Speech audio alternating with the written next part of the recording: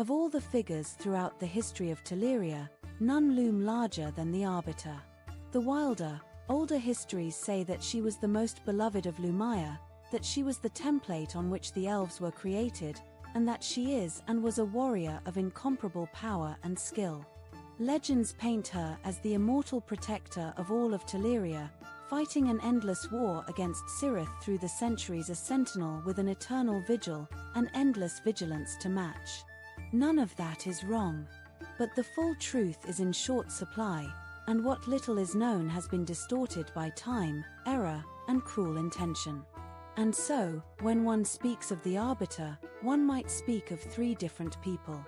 The Arbiter of the ancient tales, the Arbiter that the Sacred Order tries to forget, and the Arbiter of the world today. The Arbiter of long ago, noted in hidden texts and painted on crumbling ruins, was a warrior that much can be held in certainty. She fought to protect TELERIA, and even the most cautious scholars agree that the Arbiter was the ultimate leader of the Telerians during the First and Second Great Wars, wars in which the existence of TELERIA itself was threatened by Siritha's mighty hordes of undead and demon spawn. This Arbiter was a hero, and she called herself the Herald of Lumaya. Little else is known.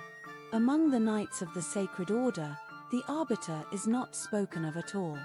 She is not unknown to them.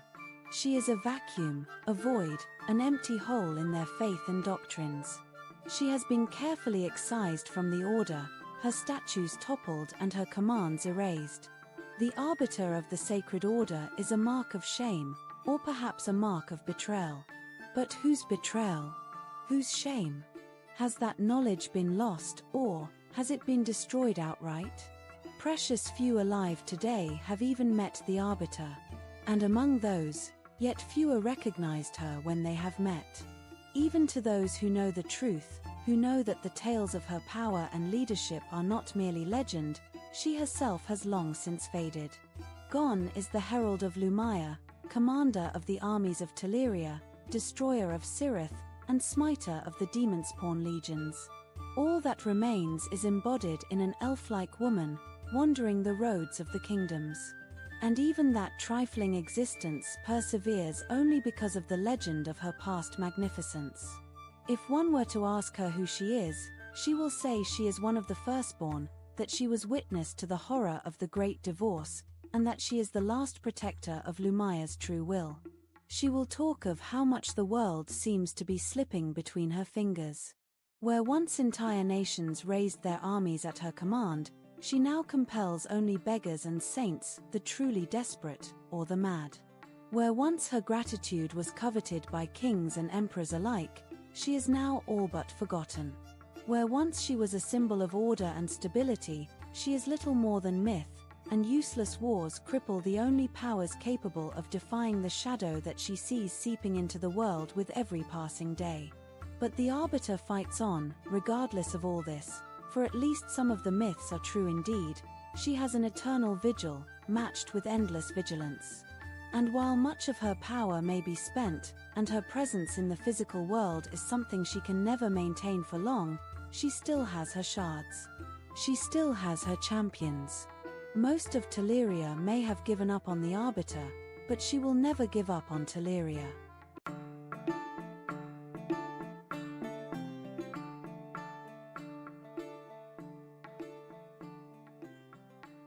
Of all the figures throughout the history of TELERIA, none loom larger than the Arbiter. The wilder, older histories say that she was the most beloved of Lumaya, that she was the template on which the elves were created, and that she is and was a warrior of incomparable power and skill. Legends paint her as the immortal protector of all of TELERIA, fighting an endless war against Sirith through the centuries, a sentinel with an eternal vigil, and endless vigilance to match. None of that is wrong. But the full truth is in short supply, and what little is known has been distorted by time, error, and cruel intention. And so, when one speaks of the Arbiter, one might speak of three different people. The Arbiter of the ancient tales, the Arbiter that the Sacred Order tries to forget, and the Arbiter of the world today. The Arbiter of long ago, noted in hidden texts and painted on crumbling ruins, was a warrior that much can be held in certainty. She fought to protect TELERIA, and even the most cautious scholars agree that the Arbiter was the ultimate leader of the Telerians during the First and Second Great Wars, wars in which the existence of TELERIA itself was threatened by Siritha's mighty hordes of undead and demon spawn. This Arbiter was a hero, and she called herself the Herald of Lumaya. Little else is known. Among the Knights of the Sacred Order, the Arbiter is not spoken of at all. She is not unknown to them. She is a vacuum, a void, an empty hole in their faith and doctrines. She has been carefully excised from the Order, her statues toppled and her commands erased. The Arbiter of the Sacred Order is a mark of shame, or perhaps a mark of betrayal. But whose betrayal? Whose shame? Has that knowledge been lost, or has it been destroyed outright? Precious few alive today have even met the Arbiter. And among those, yet fewer recognized her when they have met. Even to those who know the truth, who know that the tales of her power and leadership are not merely legend, she herself has long since faded. Gone is the Herald of Lumaya, commander of the armies of TELERIA, destroyer of Sirith, and smiter of the demon spawn legions. All that remains is embodied in an elf-like woman, wandering the roads of the kingdoms.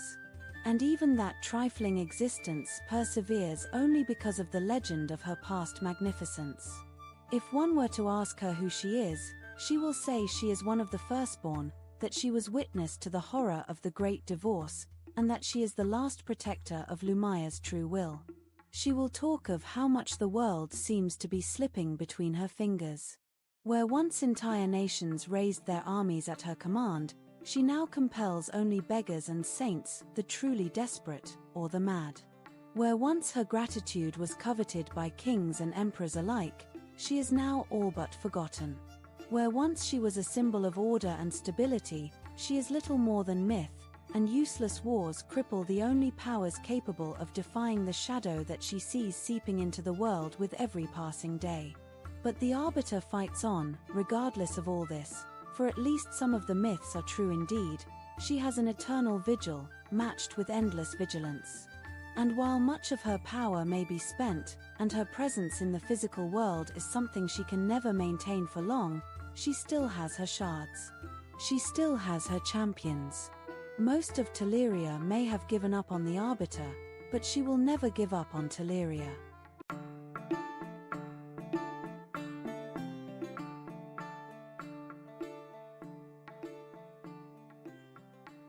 Of all the figures throughout the history of TELERIA, none loom larger than the Arbiter. The wilder, older histories say that she was the most beloved of Lumaya, that she was the template on which the elves were created, and that she is and was a warrior of incomparable power and skill. Legends paint her as the immortal protector of all of TELERIA, fighting an endless war against Sirith through the centuries, a sentinel with an eternal vigil, and endless vigilance to match. None of that is wrong. But the full truth is in short supply, and what little is known has been distorted by time, error, and cruel intention.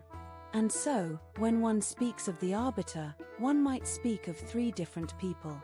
The Arbiter of the ancient tales, the Arbiter that the Sacred Order tries to forget, and the Arbiter of the world today. The Arbiter of long ago, noted in hidden texts and painted on crumbling ruins, was a warrior that much can be held in certainty. She fought to protect TELERIA, and even the most cautious scholars agree that the Arbiter was the ultimate leader of the Telerians during the First and Second Great Wars, wars in which the existence of TELERIA itself was threatened by Siritha's mighty hordes of undead and demon spawn. This Arbiter was a hero, and she called herself the Herald of Lumaya. Little else is known. Among the Knights of the Sacred Order, the Arbiter is not spoken of at all. She is not unknown to them. She is a vacuum, a void, an empty hole in their faith and doctrines. She has been carefully excised from the Order, her statues toppled and her commands erased. The Arbiter of the Sacred Order is a mark of shame, or perhaps a mark of betrayal. But whose betrayal? Whose shame? Has that knowledge been lost, or has it been destroyed outright? Precious few alive today have even met the Arbiter. And among those, yet fewer recognized her when they have met. Even to those who know the truth, who know that the tales of her power and leadership are not merely legend, she herself has long since faded.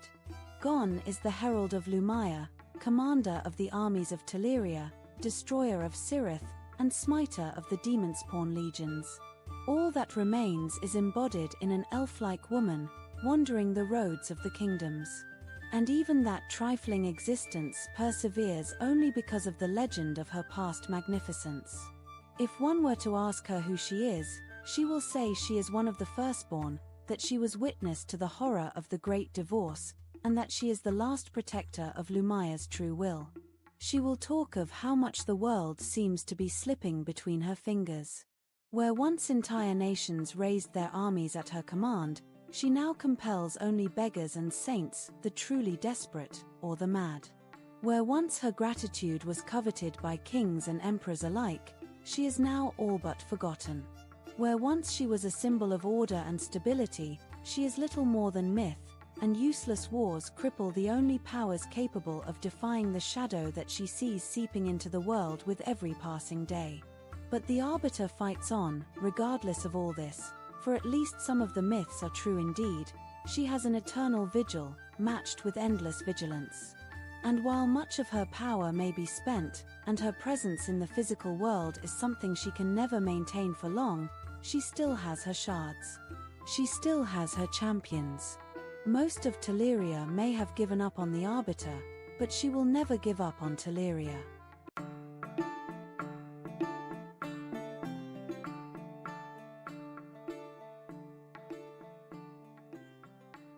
Of all the figures throughout the history of TELERIA, none loom larger than the Arbiter. The wilder, older histories say that she was the most beloved of Lumaya, that she was the template on which the elves were created, and that she is and was a warrior of incomparable power and skill. Legends paint her as the immortal protector of all of TELERIA, fighting an endless war against Sirith through the centuries, a sentinel with an eternal vigil, and endless vigilance to match. None of that is wrong.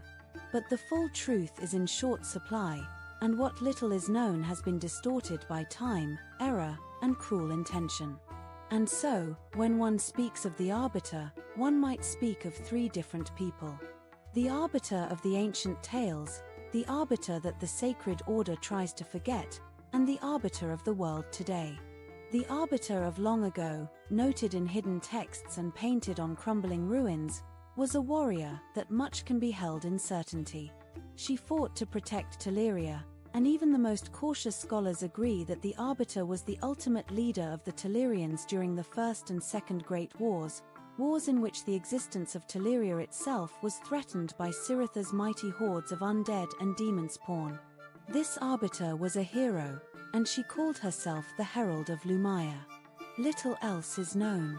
Among the Knights of the Sacred Order, the Arbiter is not spoken of at all. She is not unknown to them. She is a vacuum, a void, an empty hole in their faith and doctrines. She has been carefully excised from the Order, her statues toppled and her commands erased. The Arbiter of the Sacred Order is a mark of shame, or perhaps a mark of betrayal. But whose betrayal? Whose shame? Has that knowledge been lost, or has it been destroyed outright? Precious few alive today have even met the Arbiter, and among those, yet fewer recognized her when they have met. Even to those who know the truth, who know that the tales of her power and leadership are not merely legend, she herself has long since faded.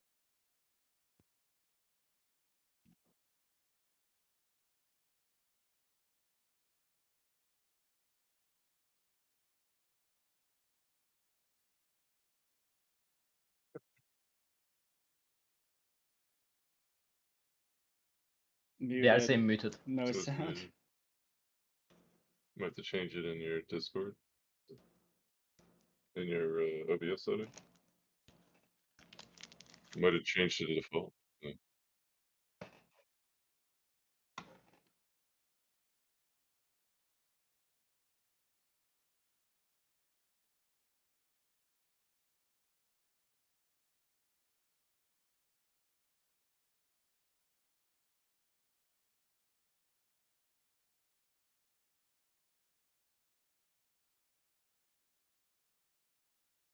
Still no sound. Looks like still no sound, man.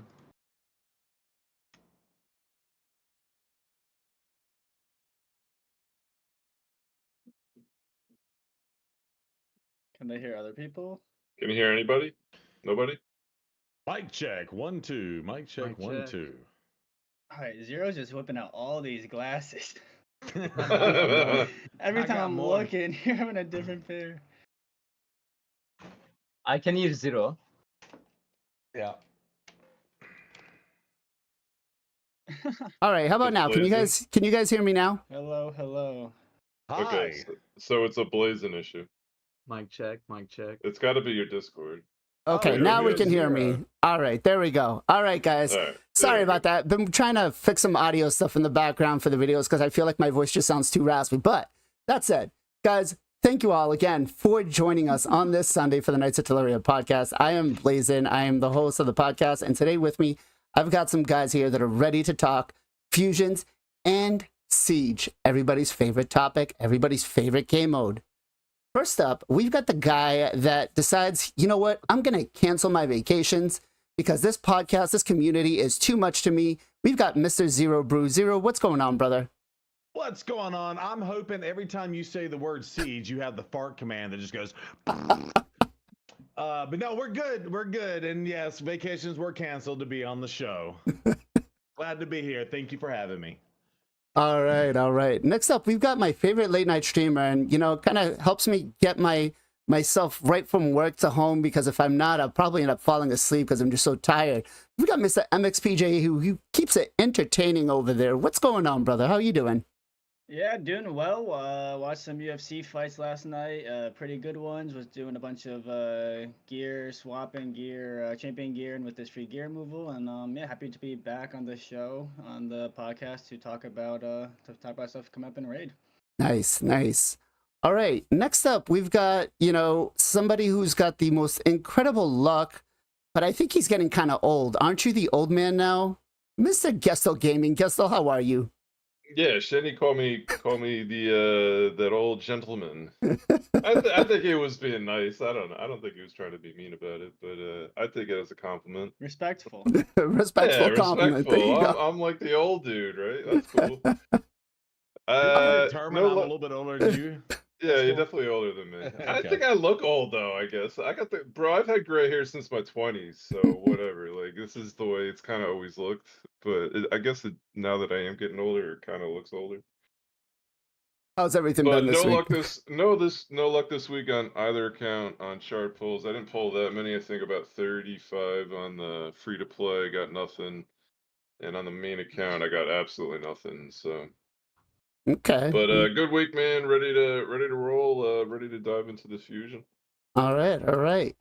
Next up, we have the gentleman that I think is going to have the most fun with this new fusion, coming up with some incredible compositions, or at least some stupid, ridiculous damage. Hopefully, he pairs them with Ultimate Gaelic. We've got Mr. 40. 40, how you doing, brother? I'm doing good. Thanks for having me. Just some IRL, and I got a new job last week, so I'm going to be streaming a lot more, hopefully, going from 60 hours a week to 40 hours a week. So I'm excited about it. Nice, nice. Congrats, congrats. Next up, we've got the Streamer of the Year, also probably the most, I guess, budget free-to-play player, only $13.97, Mr. FinalKenpachi. Ken, what's going on, brother? Doing good, man. I got to cinema today for the Deadpool. No spoilers. Deadpool movie. No spoilers. No spoiler, don't worry. Actually, I want to say something very bad, but it's a spoiler, so I can't say. So I have to say that. Anyway, I got no luck today, like a Gestal. I didn't open too many, but I opened like 23 void shard, nothing fresh mercy, so wasn't expect anything. Trying Okay. to finish the dungeon diver action right now, so it's gonna be over tomorrow. So that's all. I heard you missed the your favorite sport this year on the Olympics. What was going on with that? Yeah, I was actually sleeping. Like, I was so tired today. I back home like 2 hours ago. Just wake up for the alarm for the podcast. Gestal told me there's a beach volleyball going on right now on the Olympic. And I'm like, oh, wait, watch the Olympic. You know, I was searching that. But I can take a look later, I guess. All right. So maybe beach volleyball is not your favorite sport. We don't know. Well, you don't have that It's definitely determination. my favorite sport. Trust me, it's my favorite, 100% favorite. Um, And I know the one more. I think it's a winter Olympic sport, the curling. I think you guys called it. curling. Yeah, Is that the curling. Their sand is, yeah, it's so fun, man. Actually, it's so chill. I know that one too. Okay, okay. A broom use is a sport. Yeah. Next up, we got the ultimate whale in the house. So many +4 champions that I don't even dare to take my account against his. We've got Mr. Storm Gaming. Storm, how are you, brother? I'm good. I'm good. Had a bit of a rough day yesterday with something I ate, but it's all good now. Enjoyed my family over the weekend. Missed you guys for the last couple of weekends. Glad to be back, and it's not how many you have; it's the quality. Okay, okay. And 2 weeks ago, Ken did not help. Yeah, All right. I'm sorry. Do we care to explain and elaborate on that a little bit? He did some shot pulls for me, and No hurry, man. it was fun. But that's about it. But that's Okay. about it. All right, all right, all right. All right. So first week of Siege, guys, and we got to battle. How and you been doing? I'm doing good. I'm doing good. You know, just getting ready to have some fun. I'm getting ready to switch my job over. I've been trying to finish some of these sponsors and get little more of a streaming schedule going on for you guys, which then isn't really going to matter because as soon as I switch my job, it's just going to all go to shit anyways because I'll be streaming at night instead of the morning. So, but other than that, back on YouTube, back on producing and putting content out every day. Bob's back to editing for me. So the team is back. We're ready and we're going to push hard. Thank you for asking, by the way. Yeah. So let's talk about Siege and how, man, oh man, this Siege this week was kind of ridiculous. Now, I know some people might get triggered at what this looks like, where we took absolutely no losses. What? Right? No losses because of the matchmaking system. So we came out ahead on this one on the alt account. But you've got, what, 90%, or I guess more at this point, 50 to 60% are probably looking more like Ken's clan, which is destroyed. And this is a big problem, right? So first of all, let me ask you guys, how did your Siege go? Zero, did you guys win or lose? We got smoked. Yeah, we got paired. I mean, we were tier 6, right? So it was cool. I had some really tough battles that I was able to pull through right on the rip, which is great. So I got like 3 mythical pieces of gear, which ended up being pretty nice. I mean, that's cool that we got rewarded for something, but my clan looks like what Ken's looks like. And we did get through a couple of theirs, but we couldn't take out their stronghold. And yeah, and then I think they've done a really bad job of explaining the mechanics of the aftermath. So I don't even know what that means. Can we even fight in 2 weeks or what? But we'll talk about that later. But yeah, that's what we look like. Okay, okay. We got smoked. Oh, I like the Zero Brew. Thank you, Air Firm. What about you, PJ? How does yours look like? Yeah, we did pretty well. We were expecting a really, really tough matchup, and we got matched up with like a way, way easier clan. So we were actually able to clear the entire board of theirs, and they beat, I think, 4 of our defenses. So we got all the rewards, top tier 6. It was a spanking. But I don't think it's gonna be like that every single time. Okay, okay. Gestal, what about you? Yeah, we won. We had I would say a pretty even matchup. We were probably we had maybe 2 or 3 accounts that were just way stronger than anything they had, which allowed us to, I would say, hold our stronghold and be able to defeat theirs. But they took a good chunk of our stuff down. Farmed up some of the mana shrines. Kind of did it all. I'll be honest. I actually had fun doing it. I thought it was cool. It was about 10, 15 minutes, and and it was over. I don't know. I guess that this whole part kind of looks like it stinks, right? Fixing it. I think they probably got to work on that a bit, but for the most part, man, I actually enjoy doing it. I don't know. I see a lot of hate in chat, so I'm not understanding that. Okay, Foro, what about you, man? How was your siege? Did you guys win or lose? We won, but it was a close competition. From what I've heard, there was a lot of landslides. We cleared them, and they cleared everything but our 2 mana shrines and strongholds. So, I mean, they got top rewards. They got the first one. We got the top 3, and I felt like we must have got lucky with the balanced team we went up against.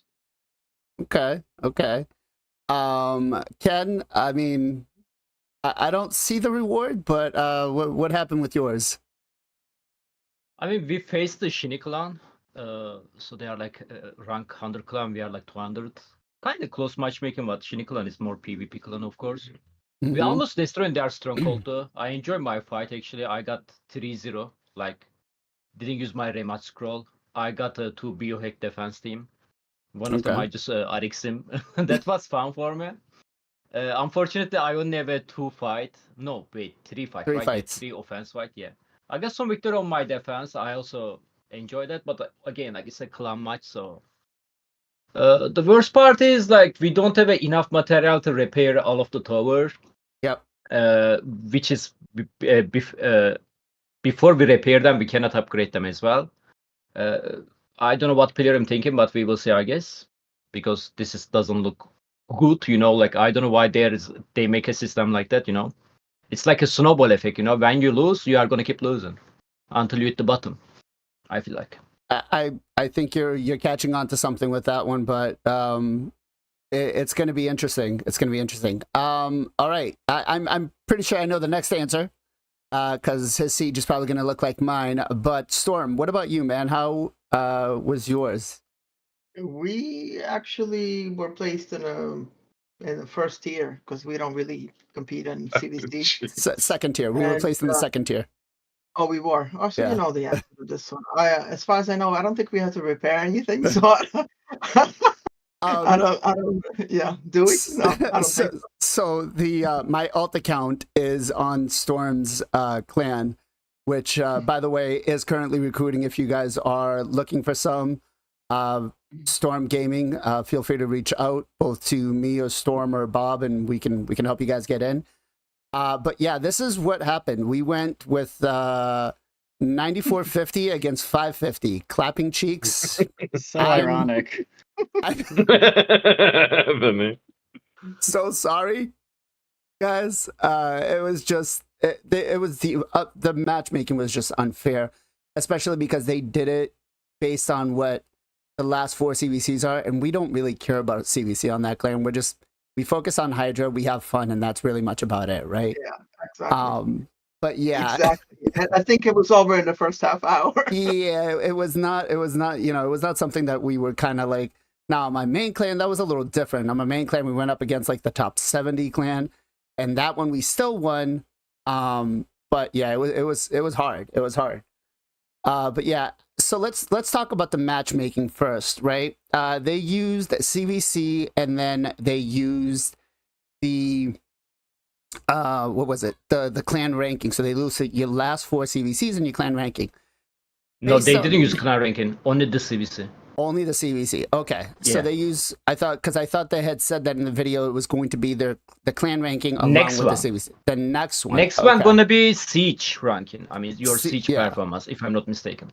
Which this could be disaster for us. I don't know if this is gonna pump us up to like a tier 6 or what, but who knows? Yeah, it's definitely not ranking because I see IPR is facing like top 1000 plus clan. Okay. You know, like definitely not ranking. Okay. It's not going to be a disaster. We'll be fine. It's arena.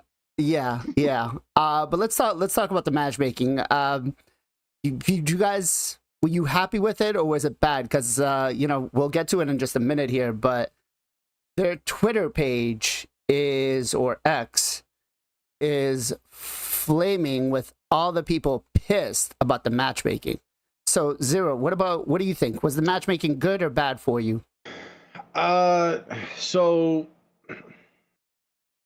I think it was fine. I mean, they were definitely a more experienced clan. I think I wish they had taken in consideration like maybe total player power. Maybe I don't know if that is necessarily the case because I feel like our clan and our Kodo said right out the start. He said that I don't want this to mess with our clan dynamics or anything like that. So I feel like we have a lot of top heavy people, pay to win, whatever you want to call them, wills, and then we have a lot of just free to play, whatever. So we're more on the balance side, and so I think we have carried, or the pay to wins have carried us higher than we probably should have been in relation to this, because we got mashed up with a clan that was just like almost everyone in their clan had really high player power, where we're really like half and half. So it was not a fair fight, but I don't know if that was again, I think that's just the way this one was, and we'll see. I did see that we dropped from 6 to 5 just on this one loss. So and then hopefully they'll carry forward. But I got so many other questions. I don't know how to answer that. I think it wasn't fair to us because we don't kick people out of our clan and have everybody have similar player power, and we are not going to let the system do that to our clan. Mm-hmm. So we may be continuously losing for a while because we're matched up against really top end. I think our clan was like 800 and something. So in the total clans, so we're probably ranked higher than what we should be. Okay. Given our lower end, we don't have a lot of requirements on the low end. So sorry, that was a long-winded answer, but fair enough. So you thought it was okay for now, and you're waiting to see what else is going to come down the line. Yeah. Okay, fair enough. Chat, what about you guys? How was your matchmaking? I know Darn is very, very like absolutely no. He left me a nice long post on YouTube, and it actually started with, "Be warned, here's my rant." So that kind of got a chuckle out of me before I started reading it. But yeah, I would love to hear what you guys have to say about your matchmaking. PJ, what about you, brother? Yeah, I think the matchmaking, like a lot of people expected with TELERIA, it was kind of all over the place. I know for my clan specifically, we were expecting like IPR, like a top clan. I mean, we finished really high up in the last few CVCs, like top 5 in the world, I think. So we were expecting a really high clan, and we got a less than 1,000 clan. So tinfoil hat. Some people in my clan think that maybe TELERIA matched clans that did the Florian and the mana like glitch with like top tier clans, because it doesn't really make sense how some of these matchmaking are being put together with what they said the requirement was. So that could be something that low Polarium funny to them. But yeah, it feels like the matchmaking was all over. It's gonna probably take a while till it gets more sorted out. But yeah, the way that it's set up now with how it if you're losing, the snowball effect of going downhill is just gonna be not good unless they change it. Okay. Gestal, what about you? How did you feel about your matchmaking? I felt like our matchup was pretty good. That probably would account for the experience, right? If you had a pretty good matchmaking and won, I would say you probably enjoyed it. If you had good matchmaking and lost, but could see where you guys maybe could win next time, maybe you still enjoyed it. But if the matchmaking was ridiculous, like one-sided one way or the other, I mean, it's ridiculous. And it seems like a lot of I would say it seems almost like half people had good matchups and half didn't, which is pretty bad, obviously. But I also kind of expected that to happen, right? Like, there's no way this was going to be smooth sailing the first time out, especially in some sort of matchmaking scenario. So I think it went great for me. And like I said, like we had a good match. It was fairly evenly matched up, except for I'm a bit of a whale. And we have like 2 other people that are have really strong accounts. So like they couldn't get through us, so we were able to keep hold up a bunch of progress. But everything else, like they were able to get through pretty much 80% of our our area, whatever it's called. And and we took them down. So I enjoy, yeah, like I said, it was short and sweet. It was fun. We had like 2 weeks to kind of set it up, and it was like 15 minutes. I did it on stream. We kind of collaborated through each of the fights. Like I thought it was fun. I'm glad it was quick. It didn't take like a tremendous amount of time. Everyone's always complaining about time. Even though I feel like the majority of the time of this game is spent on auto plays anyway, but that's regardless. It was quick, short and sweet. It was like a couple. I guess if people don't like PvP, they probably don't like it. I love PvP. I love Live Arena. I love the PvP side of this game. If you don't like that, maybe that's why I didn't like it either. But I had fun with it, man. Okay. Foro, what about you? Did you think the matchmaking for you worked out well, or was it kind of like doo-doo? Just strictly speaking, matchmaking. We had a fair opponent, so I thought it was good. But I mean, it was hearing so many stories about landslides, and like Gestal was saying, 50-50 probably good versus horrible. It's the first week. It's just too early for me to pass judgment on what Plarium's doing. Just like any other business that I've worked for, when you roll out something new, there's going to be problems. So I think I'm just going to wait 2 or 3 weeks to really make a decision on what I think about that. I think that's a fair assessment. Ken, what about you? Matchmaking, was it good, bad? Can I ask you a favor? Yeah. I sent a picture on the Discord. Can you show them? Yep. Can you search the clan? Can you search the clan IPR facing on the game? Can you search their name and show their rank? 7ELC. Let's take a look.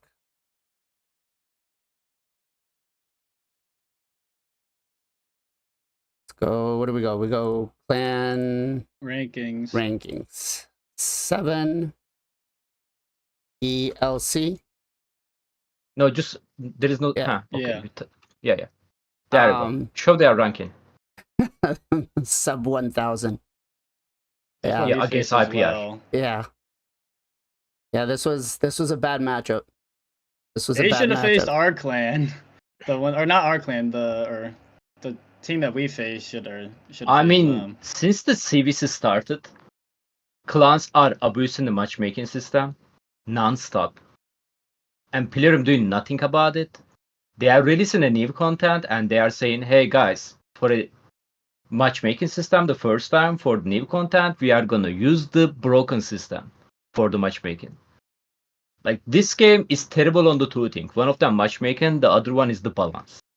Oh. Terrible. Like nothing this game matchmaking gonna be fair, guys. Like nothing. 0%. They are so bad on this. Like they are so bad. And that way, and what you brought up is a perfect example of what I was talking about. Yeah. Was you had several at 26 million player power, but then on the bottom end, you had a lot that were 4 million player power. And yeah, that you're going to get smoked if you get, a clan with 20 at 20 million. You know what I mean? Like that's two totally different things. Agreed. I think that I'm pretty sure that was an easy crushing win for IPR. Yeah. Let's go. I'm not, again, I'm 90% sure I know what the I answer is mean, like there is like lots of online game I play, competitive game. Like if you winning, you are gonna face the strong opponent. This is the rule of the competitive game. This game you are losing in purpose to face the easy opponent, and the game let you to do that, because it doesn't punish you well. Like if you go like low point, well, so you can win the next one very easily. There is no penalty for that. Yeah. No, I you are right. We're able to manipulate the system here quite a bit to be able to take the lower opponents. But hopefully the siege has a penalty, because if you lose, like you are losing your tower defense, like you need to repair them. So hopefully siege matchmaking system going to be better in the future. Again, the first one was the CVC, which is so stupid. But next one is not going to be CVC, your last siege performance. So hopefully. Okay. Do you think that stems from the personal reward versus non-personal reward too? Because I feel like, Yes. the people that are Yes. I mean, they just need to should they remove just the make it OPR. personal reward every time and just be done with it? Yeah, Yep. exactly. Yeah, I agree. Martin Lee, Martin Limit, Martin. We'll go with that. We're talking about the matchmaking system right now. Storm, hit me. What do you think? Your matchmaking system for you on this siege, was it good, bad? It was where I expected it to be, considering we don't compete in CVC. Let's see how it is going forward. I think we need to give it a couple of months, considering how long the prep is and all that good stuff. So we're always gonna find issues. Come on now.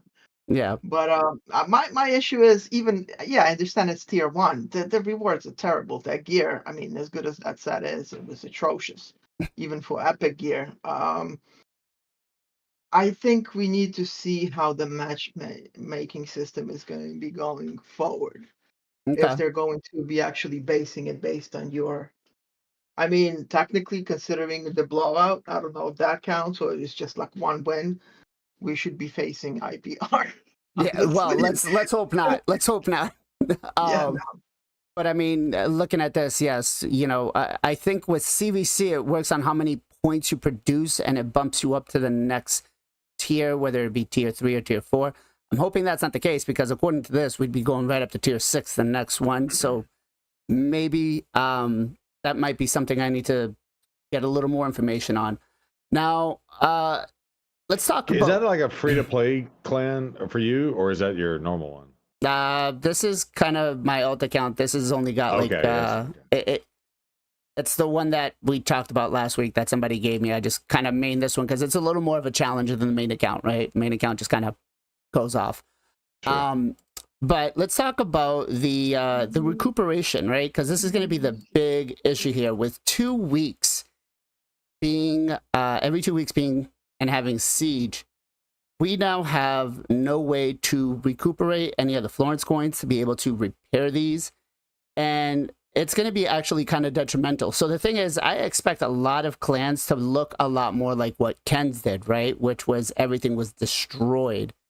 And the thing is, you can't upgrade a tower. You can't do anything to it without it being fully repaired. So that is going to create a problem. Now, with the fact that we're only getting, I think this siege, even on this account, I want to say for Florence coins, I might have gotten, let's see, did I donate mine yet? So I donated, did I? No? Yeah, I did. There. 360, right?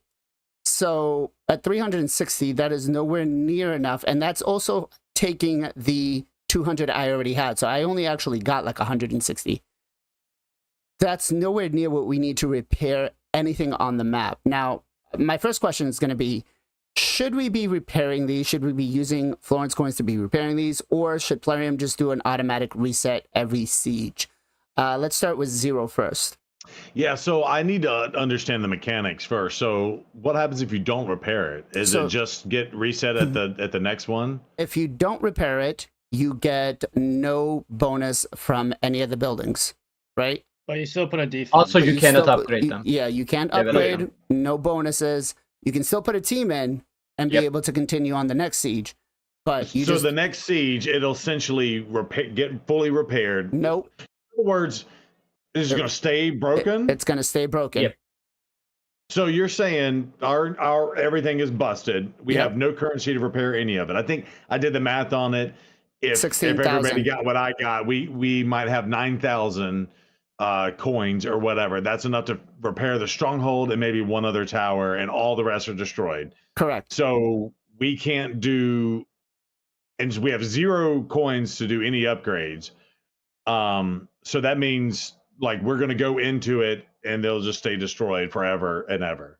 Correct. Yeah. Basically. Okay, correct. That's stupid. And you'll put a defense with no bonus or anything. Yeah, you can put the defense Telerium. You did an okay job, I think, rolling out testing ahead of it, but the aftermath is terrible design. I don't even know what to say. Like, that's inconceivable. Like we have count them up. How many spots can be destroyed or can screenshot? How many? Is it 10 or 12 different towers? So we got 1, 2, 3, 4, 5, 6, 7, 8, 9, 10, 11, 12. Okay, so you've got 12 towers. Okay, they gave us 200 florins to start the match. Okay, that I held on to, and so I ended up donating my 3 to the upgrade portion, so I can't even upgrade it. But basically, we have 12 times X, whatever the cost is. Stronghold's 5,000. I know off the top of my head. And we only had our starting amount, right? Plus what little 100 or whatever I got. I don't know if anybody else got that. It must have been depending on how you fought in your matchups or whatever. So, yeah, we've got 9,000 coins and we've got like 40,000 worth of coins that have to go into repairing something, and then you have to do another 30,000-40,000 to upgrade this. Can I tell you the numbers, Zero? Yeah, I can tell you numbers right please. now. So defense tower require 1,000 for the repair. Defense tower. Magic tower require 1,500. Mana shrine require 2,000 each of them. And stronghold alone is 5,000, my friend. Yeah, so in total, you need 16,000 florins coins to be able to recuperate. recuperate. I believe 20,000. Is it? I thought I counted 16, but that would be even more. I'm bad on the mathematics, so I don't know. No, sir. Either way, 16 or 20,000, and once our starting money is off, we're just going to keep losing and get 100 coins a time. 100 times 30 is do the math on that. 3,000 coins. So how we do you know what is the worst? Sorry to cut you again. No, you're good. Do you know what is the worst, man? So repair and upgrade is costing the same resources, florins. Sure. Mm-hmm. So if you spent your florins to repair your tower, you cannot upgrade it because you use it already. Yeah, and then we're gonna get smoked on the next one. And anybody that upgrades theirs, apparently once they've been upgraded, it will cost even more to repair them. Correct. So this is just horrific design. Now again, I give Plarium props because they are pretty quick to address and adjust things, but clearly these numbers are going to have to be wildly adjusted. And then is it even fun to never be able to upgrade, like play half the mechanic of the game if you're constantly repairing what gets destroyed?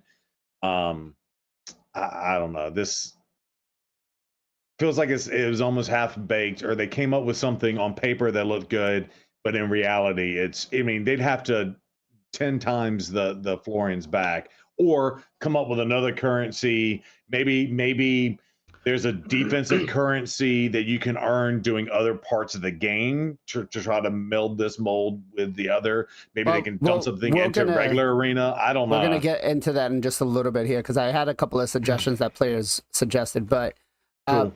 PJ, what do you think, man?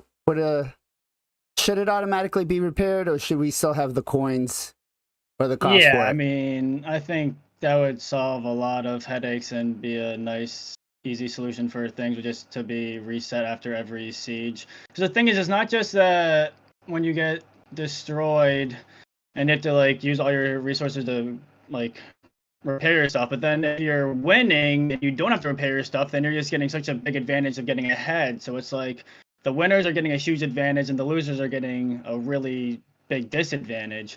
So yeah, they would just reset it every siege. Like I played Clash of Clans a little bit back in the day, and I think this is very similar to what they have, where you attack each other's fortresses or defenses, and then you at the end of it restarts and you get a whole new refresh.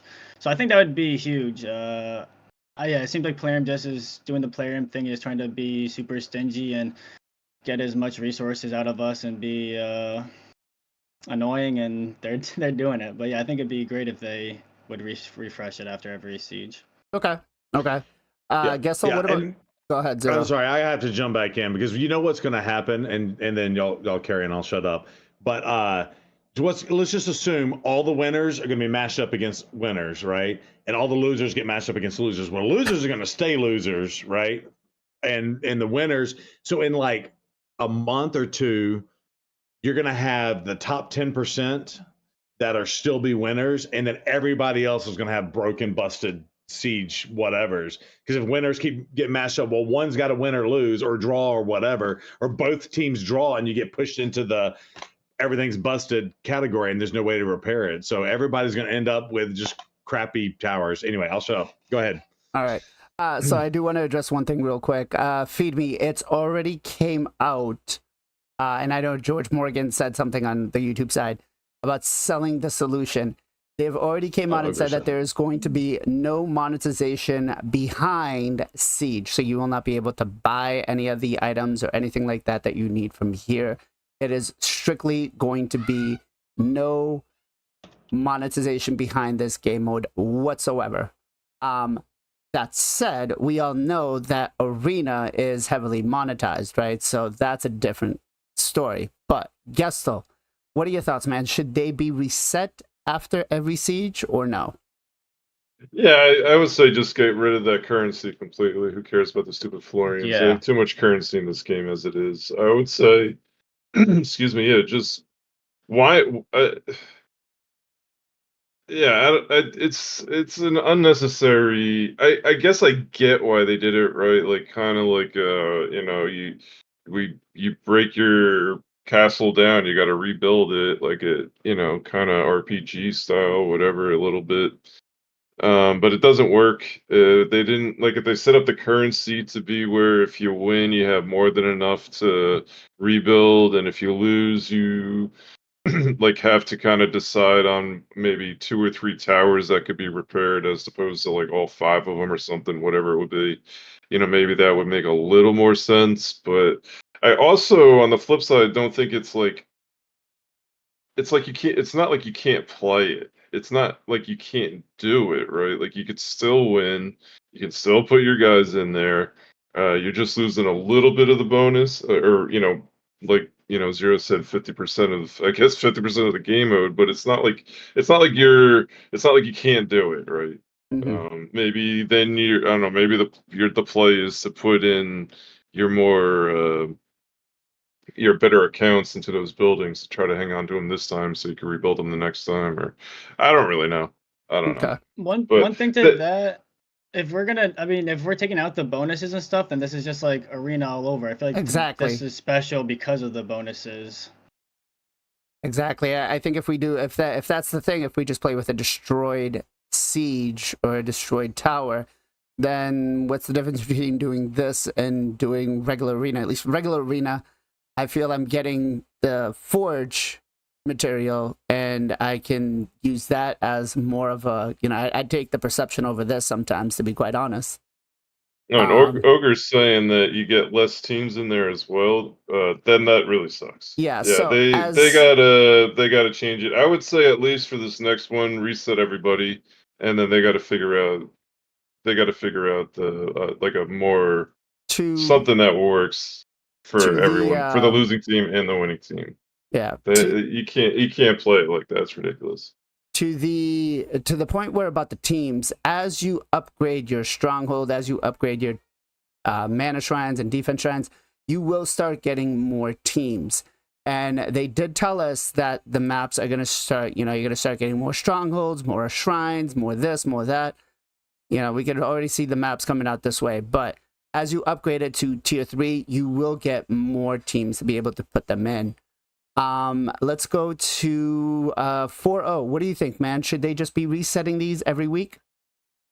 Now, I want to first address a comment or a chat that was just made. You don't lose a defensive slot. I was just checking my records in my Discord server, and we have some broken towers, and there are 2 defense slots that didn't go down. So I don't think that's accurate. Maybe that changes once you upgrade them. My opinion on broken towers, though, I don't think that should be a thing. I don't think they should break at all, and mainly because of the lack of currency. You know, it's nothing like in line with the rest of the game. When you go to a dungeon, your armor doesn't break down, so we're not used to any kind of mechanic like this. I think Unless they you should played World of remove Warcraft, that. then you have to use gold to repair your gear. Right, right. And that, you know, that's the angle that I was thinking of, but this game doesn't play like that. So why would they bring content in that's all of a sudden different? But, you know, something a little tidbit that maybe the landslide losers aren't aware of. If you are able to keep your stronghold and you put a blessing on it, that blessing goes to every single post and tower. So if you can find a way to just really, really stack your stronghold, you can still get a blessing on every single defensive location. So I was pretty excited to see that because we have so many things broken. Now, granted, you still have one locked out for everything else, but you do get something. Another thing that I saw, I believe I saw. So if you're really interested in doing that with your stronghold, I think people are using strategies of having global presets or something that you only use during siege, and you make your most broken OP gear just for 2 days. You put on your siege defense. If people do that on their stronghold, they'll be able to at least have that blessing for everything. Okay, and we're going to touch up on that part too right there, because I think that was a little bit of a problem I had on one of my teams. But Ken, thoughts on, should we be destroying, should they be resetting, the siege every week, all the buildings? I mean, definitely they need to do that. They need to get rid of the flooring, like the Gestal said. Maybe they just can leave that for the upgrade them, you know. But like leaving them destroy and not getting us enough currency to repair all of them, which is, here's the thing, like they said matchmaking going to be your last performance, but I mean this is possible, right guys? So let's say my clan is loose, let's say I got a 2000 point, right? And let's say there is an enemy clan won by 2000 point. So I lose by 2000 point, they won by 2000 point, right? And there is a chance we can face each other, right? And the enemy clan, because they won, I assuming they are not every building got destroyed. So that's gonna make a lots of problem in my opinion. Plus, another thing is like, if you start losing one time, there is no way you can get up, man. Like there is no way you can catch the clans, you know, because clans who didn't got their tower destroyed from the first siege, they already making the upgrade on them, you know, like, and they are always gonna be strong, you know. Like it's like, you start spending money, you have a loss of empower champion right now, and I have to catch you with no empowerment, right? It's gonna be super difficult. Agreed. Yeah, agreed. Go ahead. I want to add one thing. Also, I didn't mention. I think it's completely unfair that the winners get rewarded, but the losers get punished. There's like, I was thinking about that, and what else is there? Even in IRL, you know, all I could think of was gambling. If you play poker against somebody, they win, you lose. But I mean, almost nothing else is like that. It's just I don't think there should be a win and a loss, one or the other. So to emphasize a little bit, or to kind of clarify a little bit, if you manage, if your team lost, I mean, everybody gets the gear, right? So that's the one thing. The rewards, these are the ones that you don't get if you lose. But if you manage to get any sort of these defensive extra bonus stuff going on, you did manage to get that, right? So I guess it's, and except for Clapping Cheeks that got demolished, you know, they got the really short end of the stick. So I agree that we could, the way that the rewards are going out should be changed a little bit. And I'm not even sure, and we'll touch up on this a little bit here, I'm not even sure that these rewards should be here or should be given away with this. But also on the flip side, it's bad because if both teams kill the stronghold and wipe the board, no one gets the victory chest either. Correct. Well, it depends on what you have, because I'll show you something in a minute here, because on the siege for my main clan, we ended up, we were down by 1,000. We ended up winning by 1,000 because, you know, I had one team in there that nobody could take down, and we had a couple of buildings that stood up. So that takes into account what, you know, I'm saying if the whole board's wiped, if both boards are wiped and the stronghold's down, no one gets the victory chest. True. That's true. Yeah. So that essentially, I guess, comes up to a tie. But yeah. Storm, what do you There think, should be a man? way of figuring that out. Who wins that? I think get rid of the repair and let people enjoy the siege once it resets, and maybe let them think about tougher defenses to set to make it a little bit more interesting and stuff like that. Actual gameplay. There's no reason to repair. We don't repair anything anywhere else. Okay. So I guess what all of us here are in pretty much agreement, and I'm sure chat is going to be as well. Let's get rid of what it costs to fix it, leave what it costs because of what we currently get for upgrades. It's still going to take us a very long time to be able to upgrade a stronghold or a mana shrine or anything like that. But Plarium, just reset the board coming up every siege and let people just put in their, you know, their Florence coins in to upgrade it, especially because coming up with new maps, coming up with new teams for us to put in is going to be something that comes up pretty soon. Now back to the little thing right here where we get these extra little bonuses, right? Bob and I had a discussion, quite a long one, and his thing was, if you know, for instance, let's say here, defend your clan's stronghold and you earn 75 Florence coins. So what I want to show here is there was a team that I was running that did not get touched, and I think let me see here, where is it? Yes, right here. So you can see here I had 10 fights from the opposing clan on the main account, right? And they could not get through that team. You'll see here at the end, 10 fights, and Bob was making the argument of, if that happens on your stronghold, then nobody else behind you has access to these 75 mana orbs. And I was kind of thinking, I was like, well, it doesn't really matter. Like, if your clan wins, your clan wins. That's a good thing. But let me ask you guys, should these rewards, A, be opened up to the whole clan, or should we even just get rid of them and put something else there?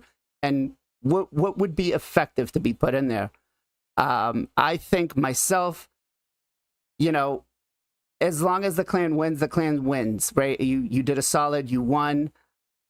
These are bonus rewards. I don't know if they're honestly even needed, you know, other than the Florence coins, because you do need to try to upgrade and repair. But let me go ahead, let me throw this to Zero Brew first. What do you think, man? I don't even know what to think. Like, I look at it as it's unattainable stuff for our clan, and it will not be. So, like, I can't even look forward to, you know, what this could or could not be. I hear the question, and I don't take it as disrespectful. It's just, yeah, that's cool if they adjust some of that, but yeah, they gotta fix the whole game mode before they do. Okay. That's where my thought is at. So, PJ, what about you, man? What do you think? Should these rewards be given out to everybody in the clan, or you know, the they solo? are? I thought I didn't. No. I mean, Mike. Well, I got all those, and my clan didn't get hit. I mean, I didn't get hit, and I was able to collect all those. So the whole clan does get it. The whole clan does get it. I don't think. Yeah. If you destroy, you need to destroy an enemy's shrine to be able to get them. No. No. Okay. I mean, I did one attack, or I did hit a shrine. I hit a shrine, but I mean, I didn't hit a stronghold. I didn't hit anything else. You didn't hit the stronghold at all? No. And you got the rewards here as well too. Yeah. Interesting. Okay, chat. If you guys do have any of your screenshots from this, and remember, if you got any of these rewards, or if you hit anything, please send it back to me, because I'm getting different, like, so for Bob, he didn't get half of these rewards on his account, right? Because he didn't hit certain things there, because he just didn't have the scrolls. Because for me, I did hit 2 of the shrines and the stronghold, and that was really much about it. I didn't hit anything else. But I would love to see. We had 2 guys hit the mana shrines with battle and got nothing from rewards. Okay, so it basically goes on, you know, it doesn't look like a lot of people get him. So again, your thoughts. So you're under the impression that I would love to see what everybody has gotten out there. So please feel free to DM him in Discord, or if you hit !point Discord, put him into the chat section or general sections for me to take a look at it. Go ahead, PJ. Yeah, I mean, my defense didn't get hit. I was actually the last person. Well, we can also discuss this. I'm not sure if you're planning on discussing this, but I know some people got screwed because their clans did all the attacks and they woke up or came back from work and didn't have anyone to attack, so they didn't get any of the rewards. And if their defense didn't get hit. But yeah, I did. I was the last person in my clan. I hit the 1 mana shrine and I collected everything. Okay. Gestal, what do you think? But I think you should, I think everyone should be able to get everything. Okay. All right, so you're in support that everybody should get everything. Yeah, because it's impossible to have your stuff in all these different areas. Like, yeah. Okay. Gestal, what about you? Yeah, I feel like it's this is supposed to be like the team-oriented, the clan-oriented thing. Everyone should kind of reap the rewards, right? I don't know exactly how it all works out yet, I guess, but yeah, everyone should get all rewards. It's like you have 3 fights. Like, how can you do everything, right? Okay. Well, and you only have so many defenses. Everyone can't have a defense in the stronghold. Yeah, correct. Too. Yeah. So like right out there, you're missing out. Also, can I ask you a question? Because I watched the Hell Hades one. He said something about getting 7 attacks in. What is that about? The mana shrines you can re-hit. The mana shrines, yeah, you can re-hit the mana shrines but as many times as you want, depending if you have the champions. Them and open them up. Correct. Right. Not as many times as you want. You can hit it once and then it's done after you hit it. If you beat it, I think even if you lose, you can't hit it again. I think you mean per team, because you can farm that out. Team. Yeah, per team. So you can farm each single team that's in that mana shrine. Yeah. And everybody got 3 attack scrolls with 3 rematch scrolls or whatever, right? So once those are done, you can just 2 hit rematch. mana shrines. Okay. Yeah, 3 rematch scrolls. Yeah. Okay. But you only get 4 mana orbs for that, which isn't even like.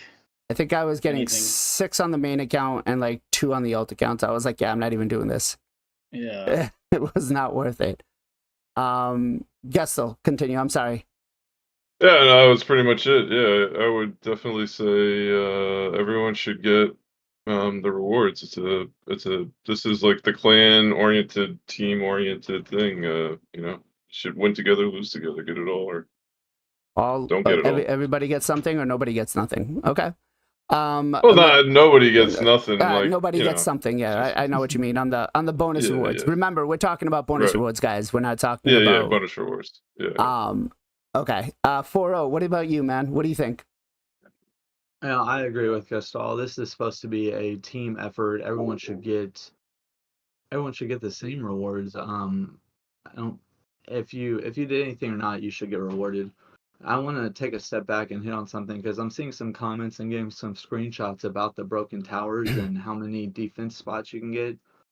I'm looking at my clans. I'm the clan leader, and yes, I see that Raid wrote this up where it explicitly says you lose defensive slots, but what I'm seeing in game does not show that.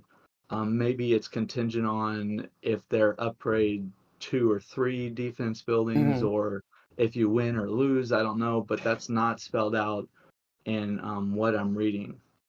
I just wanted to bring that up because there might be scenarios where you lose defensive spots, but there's 100% scenarios where you do not. Okay. Thank you. Ken, what do you think, man? I know you're. Yeah, I agree with my friends. Like, if somebody meet the requirement, like let's say like somebody beat the enemy stronghold. I mean, your clan beat the enemy stronghold. Everybody, even you didn't attack the stronghold, should be get the reward there, bonus reward, because we have a limited attack. Like, not everybody can attack the enemy stronghold. That will be stupid, because we need to open the pit first. We need to reach there first. So yeah, everybody should be get that. Okay. So yeah, it looks like Bob here. To answer your question, 4-0, is once it's been upgraded, you lose defensive slots if you lose your stronghold. Yes. So that's kind of where that's coming from. Can I ask one more question for the clan leaders in here? So again, if a tower is destroyed, or in our case, everything is destroyed, But the individuals have the Florians to donate to fix. What if everybody puts their Florians all over the place? You'll never get anything fixed, right? So, like, can a clan leader pick up resources and Nope. Nope. I think you hit on a spot right there where you really can't. So if I donate my Florins into, let's say, fixing the defense tower, right? They can't use the Florins to fix the stronghold. Which is something that should change. It should just be like one pool for the clan leader to pick where it goes. Sure. Yeah, I think that's a mechanic that needs to be addressed, because I think like, I'm just looking at ours, and I did the same thing. I had my 300 whatever things, and I just donated toward upgrading it to level 2, and so we've only gotten 280 points to repair it. But then I just realized that anybody could donate wherever they wanted to donate, and you'll never get anything fixed if you can't even control the currency. So here's that's a complex something situation that everybody might want to take a look at. One of the strategies that's being thrown around is donate to upgrade first, right? Have that filled up, get your 10,000 Florence coins, and if yours is destroyed, work on upgrading it, or work on fixing it, and then repair it right afterwards. Repair it and then upgrade it right afterwards. That way you get the bonuses. That is one of the strategies. But I guess something that I will have to kind of dig a little more deep in is, if we are losing the slots, does our stronghold go down and reset back to, you know, tier 1 if it gets destroyed? So I will have to kind of ask that question right now. Let's go to Storm. What do you think, man? Should the rewards be given to everybody? Absolutely. Like somebody said, it's a team effort. And I mean, instead of those rewards, though, why not put in the currency that will, one-click repair if you want to keep the repair in, because those are useless. Yeah. Yep. Well, they activate bonuses for everybody in the clan based on the towers, but yeah, I think maybe if you go to tier 6 and then start hitting heavier clans, those details will be pertinent. But to develop, to upgrade, like with everything else, like coming up in arena, right? You want to stay low, be able to hit your opponents and beat them, because what's the point of, starting an alt account, getting to 5, let's say arena 5, and being able to hit one opponent every refresh, you know what I mean? Wasting time. You want to fill up your hull and this and that. So I think a lot of people might want to stay in lower tiers to build up those currencies, to first upgrade and then kind of pounce and grow. So that could be. We need time. We need time. We need time, I think, to see how it all plays out, and maybe something kinks that they run into which will really piss people off if they don't lose them and they stay. Maybe they'll iron them out then. I think time will show. Okay. All right. So this next one, I want to discuss the clan leaders, and we've got 3 of them here, right? We've got Foro, we've got Ken, and we've got Storm. Now, clan leaders, I mean, this is basically a headache for you, and you can't really change anything even if you wanted to.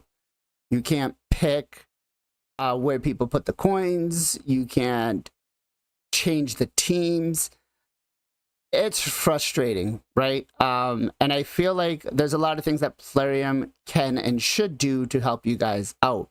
First of all, I think that the clan leaders and the clan leaders and the the generals afterwards, whatever they named them, they should be able to devise a plan where, let's say I say, okay, we're gonna come up post 1, 9, we're gonna hit the defense shrine, go up to defense, go up to post 6, and move towards the left side of the map for us to get to the stronghold.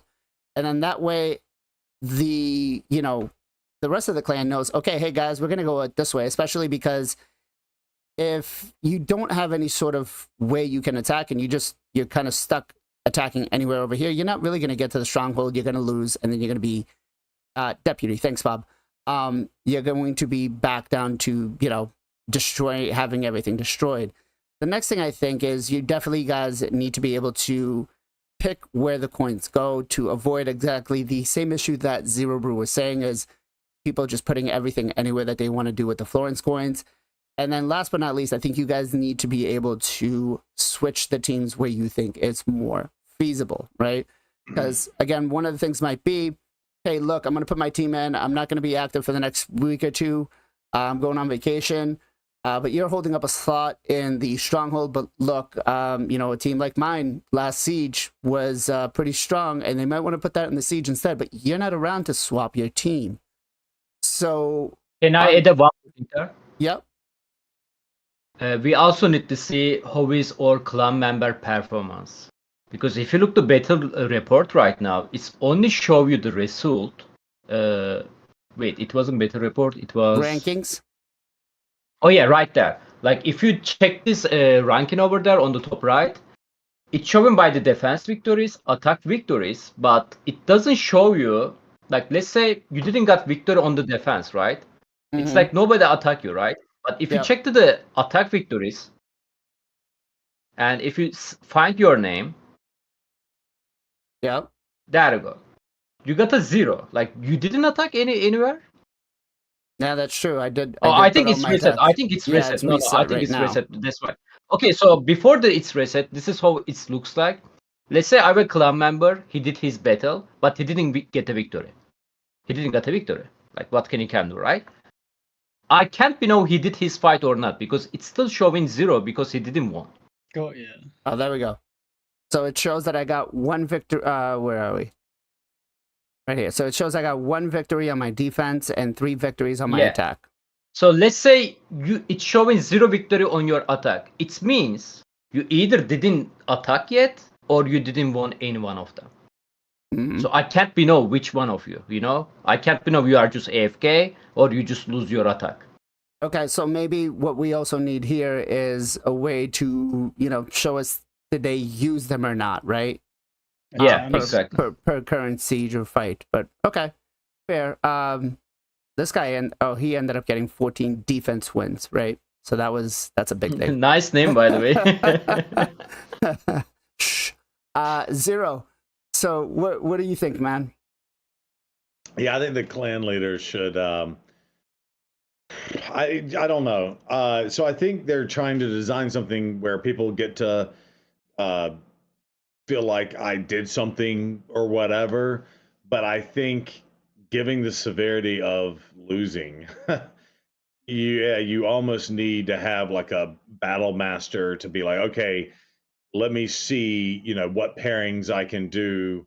Because they're already controlling the bonuses anyway, right? Assuming you get bonuses now. But yeah, so I feel like, not to make it a lot more time on the clan leaders to do that, but it's probably more time to try to coordinate. If you wanted to min max and have like the best strategies and stuff, it's probably even more time for them to have to communicate via Discord or God forbid the chat in game to try to get people to move stuff around to make things better. So I think that's a great suggestion. Again, I'm not a clan leader, so really looking forward to seeing what they say about that. But I don't see what's wrong with that. And that's all. Okay, PJ, thoughts? What do you think, man? Clan leaders. I'm looking at your stuff right here, and I'm looking at one that someone else just sent me right now, and they got nothing because they didn't win. Yeah, interesting. So, but PJ, what do you think, man? Should clan leaders be able to have a little more control over what they're doing, especially with those particular areas? Yeah, I think it would just be a nice safety net to be able to have some control over, like, all the things you mentioned. Especially with Raid, where things can change so quickly. Maybe someone pulls an OP Lego or Mythical, and they want to try to squeeze it in the prep, time before like it ends, and like the person that has the defense is asleep or away, and the clan leader makes maybe want to swap one in and out and move that team to a different area or something. But yeah, I think a lot of clan leaders, I mean, I'm not a clan leader or a deputy or anything, but I feel like a lot of them are probably feeling overwhelmed, and not a lot of control over what's going on.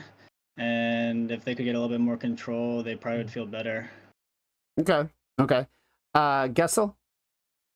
Yeah, kind of as we discussed last week, I feel like you got to have a couple people that can kind of move teams around if you don't like the way it's set up.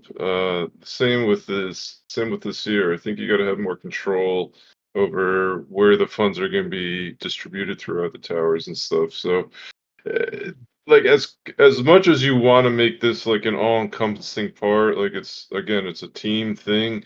You still have the coaches, you still have the captains, right? Like they should be able to, Very good analogy.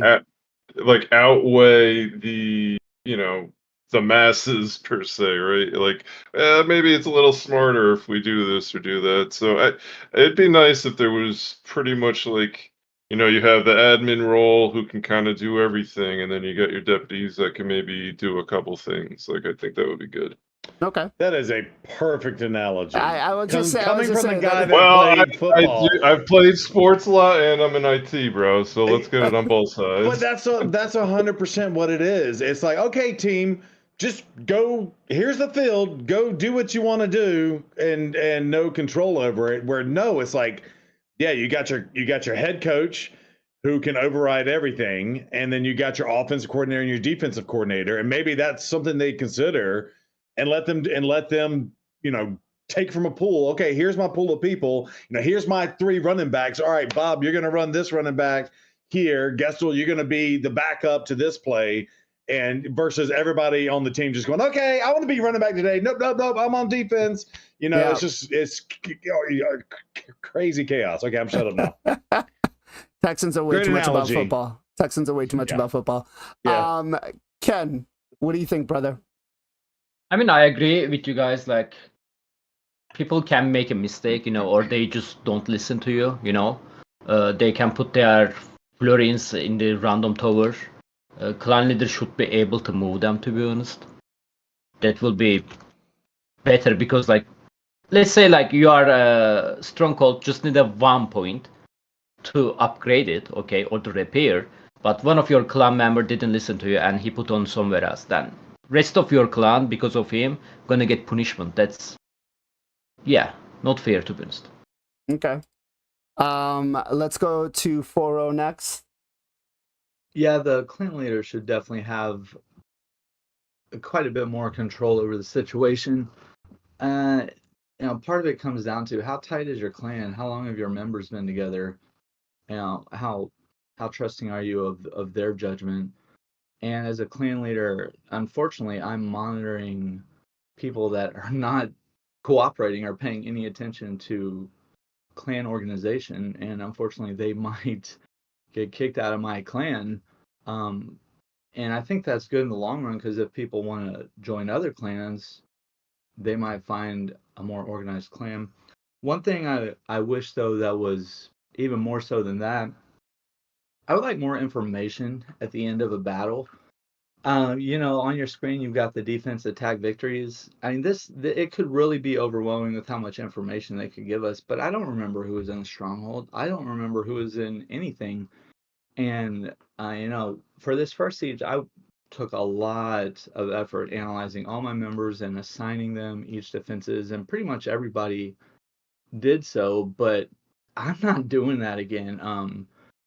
This week I just said, hey, use your judgment, place where you want to, and I'm going to see how that goes. But I hit on a few different areas there, but those are my thoughts. And I think you hit the nail on the coffin right there. Like the first week you did all that work, and I think you could maybe doing it week 2 or week 3 could still be viable as long as you were able to change the teams. Like everybody puts in their best teams and says, okay, look, here are all our teams. You decide where you want to put them. Discuss it with the deputies. Let's go to Storm next. What do you think, man? Yeah, definitely needs it. We had an issue. It wasn't somebody who was in Discord and active. It was somebody that just, came into the clan.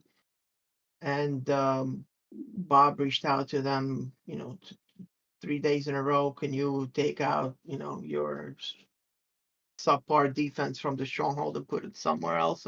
they didn't respond, and the person got booted. So yeah, definitely would help.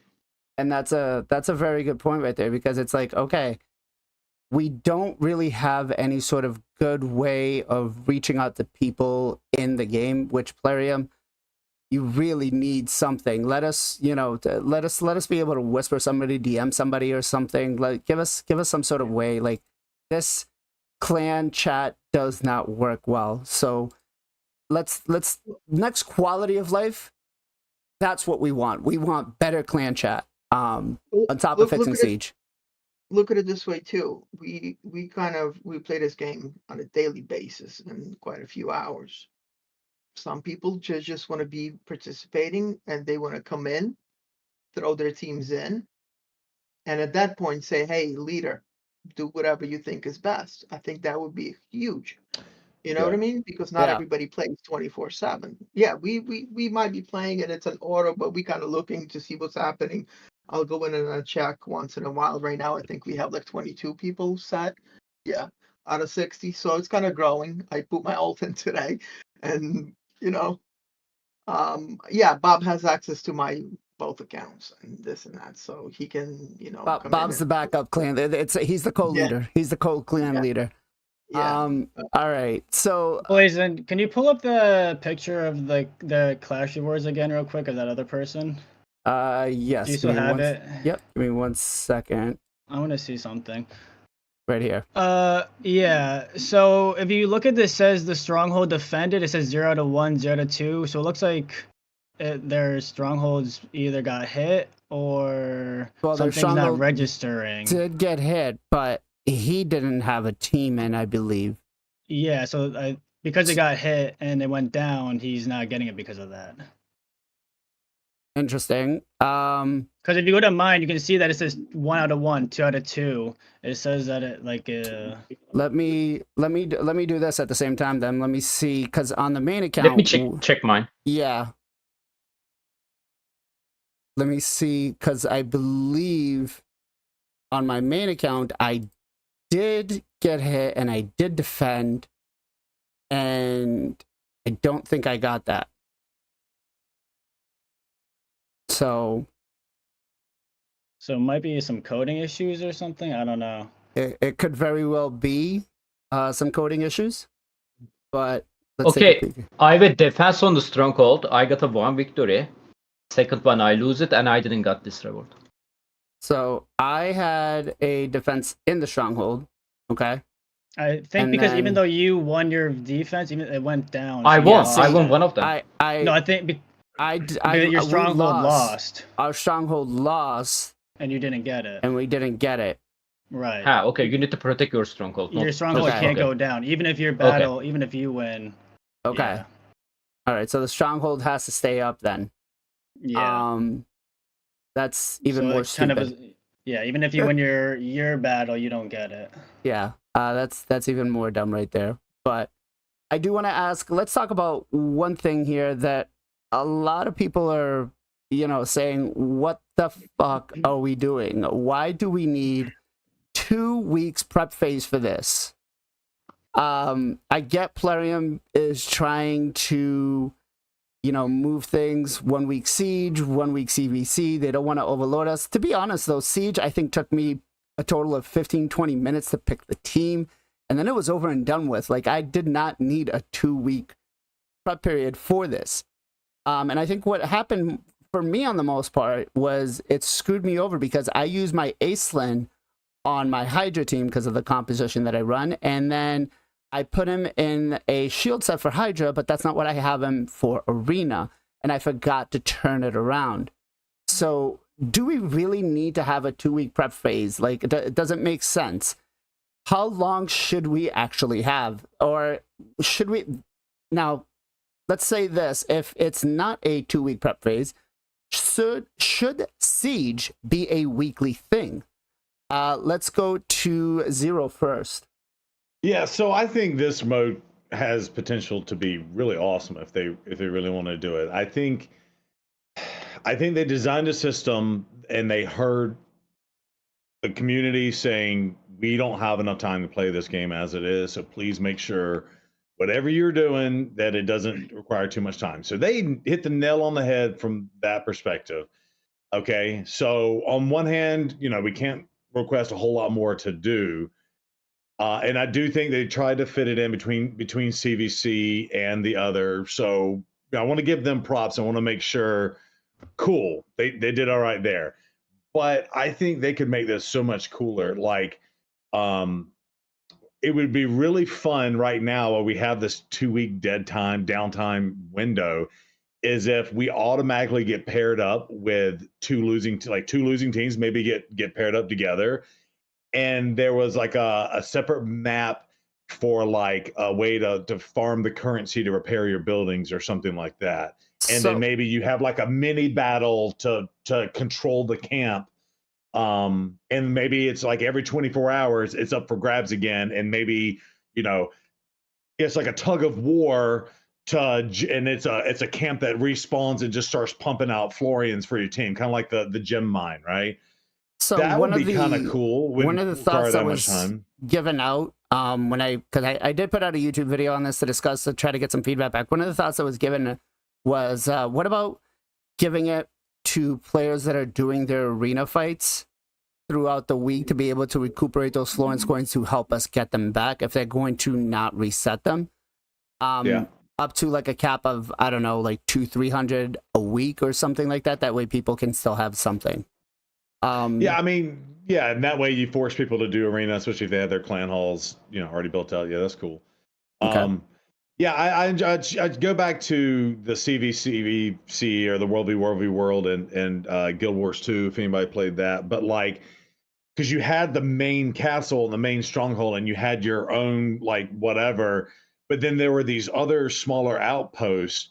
And you would have skirmishes over that, and those would deliver the resources to do the upgrades or to repair broken down gates and to do all that stuff. And I think, you know, these minor, not time consuming things, tug of war battles back and forth for those resources would help maybe with the repairing mechanic they have in the game, or completely remove that. I don't know, but I think something like that would be kind of cool. And then it wouldn't be this 2-week dead downtime, right? Like 15 minutes to put in a defense for 2 weeks, and then 15 minutes for the 48 hours that it's open is, again, not a lot of time. So I don't want to complain about that. However, it's so much not a lot of time. And now that everything's busted and can't be repaired, I don't even care about Siege right now. And that's probably the worst thing, rolling out a new feature, 6-month rollout. Here you go. And we were all excited 2 weeks ago. And now we're like, I mean, well, the winners might be awesome, but like right now, I could give 2 craps right now, and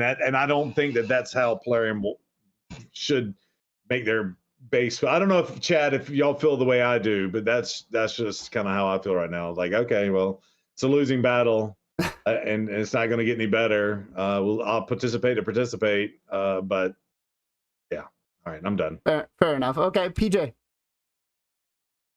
What was the original question? Yeah, I know. He ranted on for a while, huh?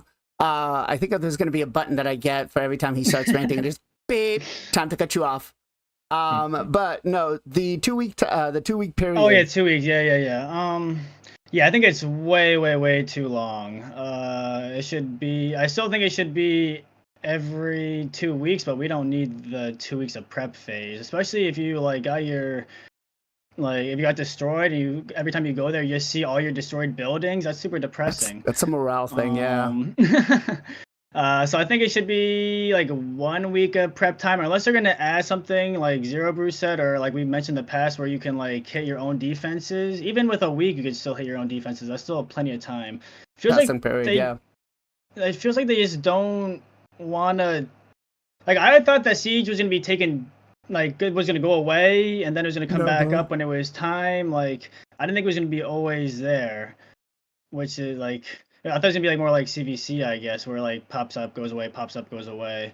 So seems like with them not taking it away, I don't know, I feel like it's an interesting, I don't know, I think that,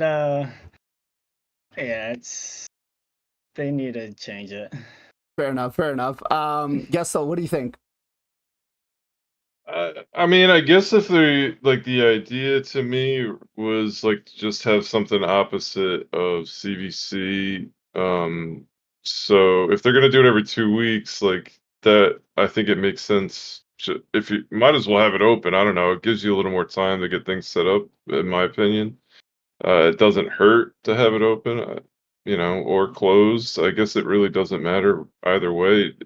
It just gives like for those like for my clan, I mean, we do have a Discord and whatever, but we're not like hardcore at all. And it gave I feel like it gave everybody enough time to do it. Uh, but you definitely don't need the 2 weeks, but I also don't see the harm in having it open for the 2 weeks, I guess. Okay. But if they like I could see maybe a weekly instead of doing it every whatever it is 2 weeks, like do it maybe like on a weekly on like a Saturday night or something. Like maybe you could change it up like that. I used to play a game called AFK Arena where every Saturday night they had like kind of their tournament style thing. So like I think you could handle something like that for this game mode. I think it's much different than like CVC or something. So Okay. I could see something like that, but the way it is, I'm not really down on the way it's set up now either, to be honest. Okay. All right. Fair. 4-0, what about you? What do you think? No, I liked a lot of what Zero said. As far as gaining resources, I think that would be a good way to fill the 2 week gap. I do like the 2 weeks over the 1 week because of the CVC rotation. But Okay. put them as part of the daily quest rewards. Take out something like a potion or something. Put in like 50 florins. Put them as part of the goodie pack, and then maybe throughout other areas of the game you can collect some. I think that would go a long way towards helping with the repair issue. But yeah, I can't think of really anything else that I would recommend for the 2 week period. Okay. Ken, 2 weeks too long? No, man. Like to be honest, like 2 weeks, I find that is a break point. Like you need to take a rest a little bit. Fair. Hey, I Because can respect that. I like taking my naps Yeah. during my work lunch, Yeah, like you can be enjoy that content. You don't mind like even daily, but not all your clan member gonna be agree with you. So I think it's fine. It's kind of useless to 2 week, like because like you guys mentioned, waiting 2 weeks not gonna give us florin. We don't need a 2 week to repair our building if you don't have a florin. So that's kind of useless. But I think I find that as a break point. Okay. Like a CVC, there is not CVC every single day, so there is Thank some God. break point. We need to take a break. Thank and God, yeah, American Express exactly. would be making too much money off of me. Yeah. Okay, let's go to Storm. What do you think, man? 2 weeks too long? Way too long. Way too long? Okay. Way too long. Yeah. Just an FYI, my area is getting a pretty nasty storm coming through. So if you lose me, you'll know why. But we don't have a lot of time on to the stream left, but I do think Siege. I mean, we could sit here and talk hours and hours and hours, and we could probably have weeks upon weeks of conversation about how Siege is bad and how needs to be fixed. Plarium did come out and state that they're going to change some things up. Not into what exactly, but we hope that it will, and it will come soon before the next Siege. That said, they did on Friday also announce a new fusion.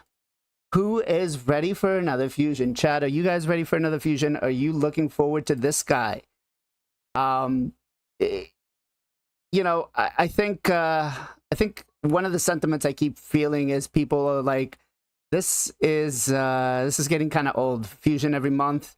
I need a break. Give me something. Let me do something else. Let me earn some champion fragments from like older champions and stuff like that, which I don't think they're going to do anymore. But let's go through the A1. We got Scored the half spawn. Now, there were some rumors that this guy was supposed to have some synergy with the previous fusion, and I don't see that, but the A1 attacks one enemy, has a 50% chance of applying a debuff spread, taking a hex debuff, placing it on all enemies. If the target isn't under hex, then it will spread a random debuff. It has a 60% chance to do it with 4 books. For an A1, what are we thinking? Good, bad, happy? Should it be reworked? Let's start with Zero first. You're muted, brother. Sorry, I'm thinking out loud. To myself.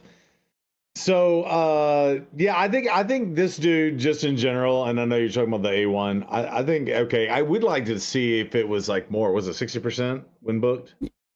Yep. Yeah. So I think on this guy, we got to see what the multipliers are, just in general. That's just going to be my general thought. Okay. On that. Yeah, and 60%, that's kind of tough.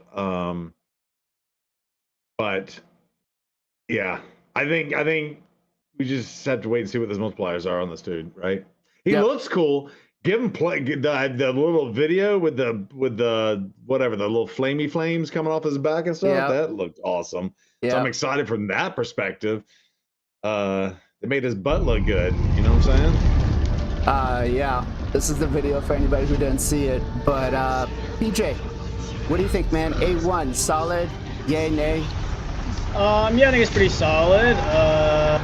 He brings hex in his kit, so I guess if he weak hits, and you want to spread the hex to the person that you weak it, you can try to hit into someone that has the hex and spread it. Or if you want to spread a random debuff on someone that doesn't have hex, you can try to do that. For an A1, 60% chance, I think it's pretty solid. Okay. Gestal? Yeah, I like the debuff spread. It can be useful in a lot of situations, like Peter just said, on an A1. And, a lot of A1s are kind of nothing for the most part. So this is bringing a little something. 6%, like Zero said, it's not the best, but it is an A1. So it's hard to expect more unless they were like a mythical or a void maybe. But yeah, it's a solid A1. I'm happy with it. Okay. Okay. Foro, what about you? Are you gonna make this guy work with our boy Ultimate Gaelic? Well, I haven't read the rest of the kit yet. I'm a little worried about some parts of the A2, but I think that A1 is really strong because it's going to enable you to bring in, or be more willing to bring in, a lot more single target attackers. None come to mind off the top of my head. I really wasn't prepared or know much about this fusion, but I mean, for an A1 debuff spread, whatever the chance is, I think that's good. I think that's good A1. Fair. Ken, talk to me. I really like this A1 skill. Makes sense for the rest of his kits. I believe the reason for 60%, this champion is very similar to the Valkyrie guys. Like A1 skill, A2 skill, even A3 skill is not doesn't make sense, but very similar to the Valkyrie. And in my opinion, Valkyrie is one of the best hex champion for the Hydra wise. And Valkyrie is 100% chance, and he's a Void Lego, so they probably don't want to make him the same level as the Valkyrie because he's a normal legendary champion. But A1 skill is still very strong. Okay. Obviously, Valkyrie A1 is better, but I believe rest of his kits are better than Valkyrie. Okay. I'm seeing chat here saying Augmentum is better. So you got a Void Epic that can spread it on the A1 with poisons. Storm, what do you think? I don't like attack-based champions that place things. They should just be placing hurt. Okay. And so this kind of champion would be good for a really developed account where you can afford huge nuking stats as well as accuracy to place things. Okay.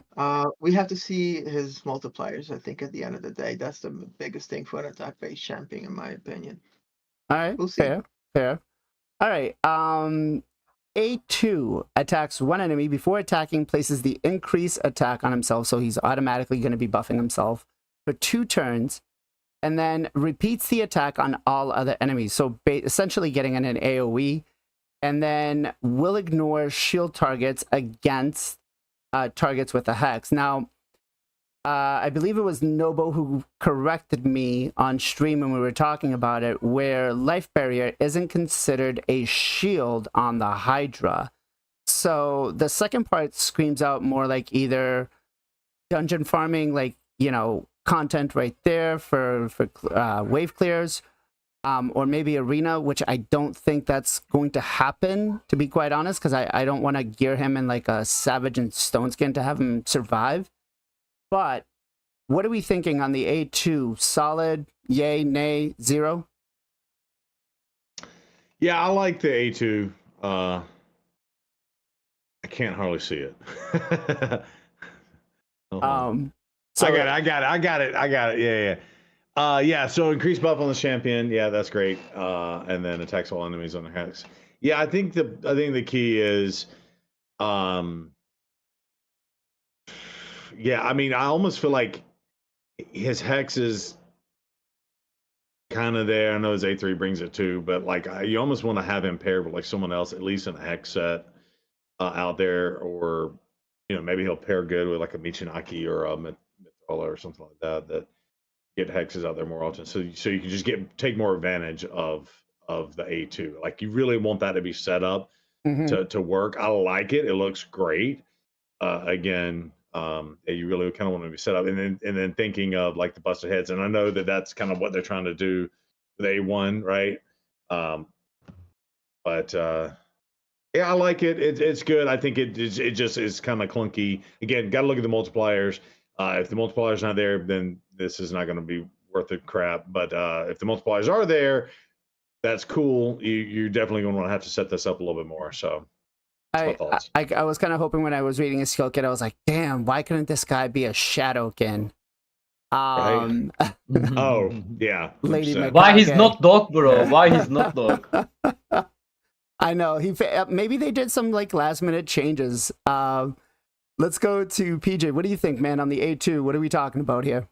Yeah, I think this is the weirdest part of his kit with the shield ignore. I mean, the first part's really good. You attack one enemy, he gives himself increased attack, which is really solid. And then the repeating attacks on the hex is counted as like a single target hit, which does more damage than Hydra. So that's really good. You love seeing those. But yeah, I think Telerium even said that this is like a Hydra champion pretty much. So I don't know why, like the ignore shield just makes zero sense to me. I wish that was something else. And then he would be really, really good in Hydra potentially. I would remove it, honestly. I would take the A2 even without the shield. Yeah, no, damage. Yeah, I mean, it's, I guess, like you were saying, for like other PvE stuff, it could be nice, but for Hydra specifically, that just has no place. But yeah, I think it's, besides that, I like the first part with the individual hits. Gestal, what do you think? Yeah, kind of like what PJ just said. From what I've heard, it somewhat acts, or it could act like the Trunda A2. So if that's the case, this could be obviously huge. I don't think he'll hit as hard as that does, but maybe I'm wrong. The ignore shield, would that affect if Decay puts up the shield? No, because that's a life. If the head of mischief took your shield and put it out, it would work. But if the head of Decay puts out the life barrier, no, that's not considered a shield. That's a life barrier. Okay, yeah. So yeah, then shield makes no sense. Okay. Unless you do the Wixwell Yannicka thing. I guess. Listen, the only way that would work is if more like Yannika's whatever Yannika's ability is. He doesn't get more damage off of it. So 4-0, what are you thinking, man? Come on. Man, I hate to keep jumping on this, but I agree with Zero again. First of all, and PJ said that I hate the second sentence. That shield is just worthless. This is a Hydra champion. And there's two other points I have about this. Zero said this about the Hex. You really do have to set it up, I feel like, because they're just... I lost my train of thought on why I'd been thinking, but it feels like it needs to be set up based on the rest of the kit. And then I really also don't like looking at it further, that placing the increased attack on him first. The 2 turns is what I don't like. A lot of champions that are going to give themselves a buff, and it's more common that they have an extra turn after that. The buff is 3 turns, because like essentially after he goes, you have a 1 turn increased attack. So I think that should be moved up to a 3 turn because one buff turn is already going to fall off immediately. Fair. Okay. Ken. Very strong A2 skill. I agree with the 4O. Increase attack buff. Also going to make a mischief target, and if you don't bring an increase attack champion, which is you want to use his A3 skill first before the A2, so you need to cast your increase attack first somehow, which is his A2 cast an increase attack buff. But the second part is like it's basically attack all enemies under hex debuff, right? So it's a single target attack. It's not AoE attack, but will attack all enemies. So maybe you guys doesn't know Hydra have a passive skill is reducing your damage from AoE attack. Mm-hmm. So champion like Masalat has a similar mechanic. Masalat A1 dealing damage for each target under Lich debuff. Again, Valkyne, if you guys looked at the Valkyne skill actually attack all enemy, but the way they coordinate, it's deal single target damage for each target. So basically, this kind of champion guys going to deal extra damage on Hydra because they are not going to get a damage reduction from the passive skill Hydra have. So very strong champion in my opinion for the Hydra wise. Okay. Storm, what about you, brother?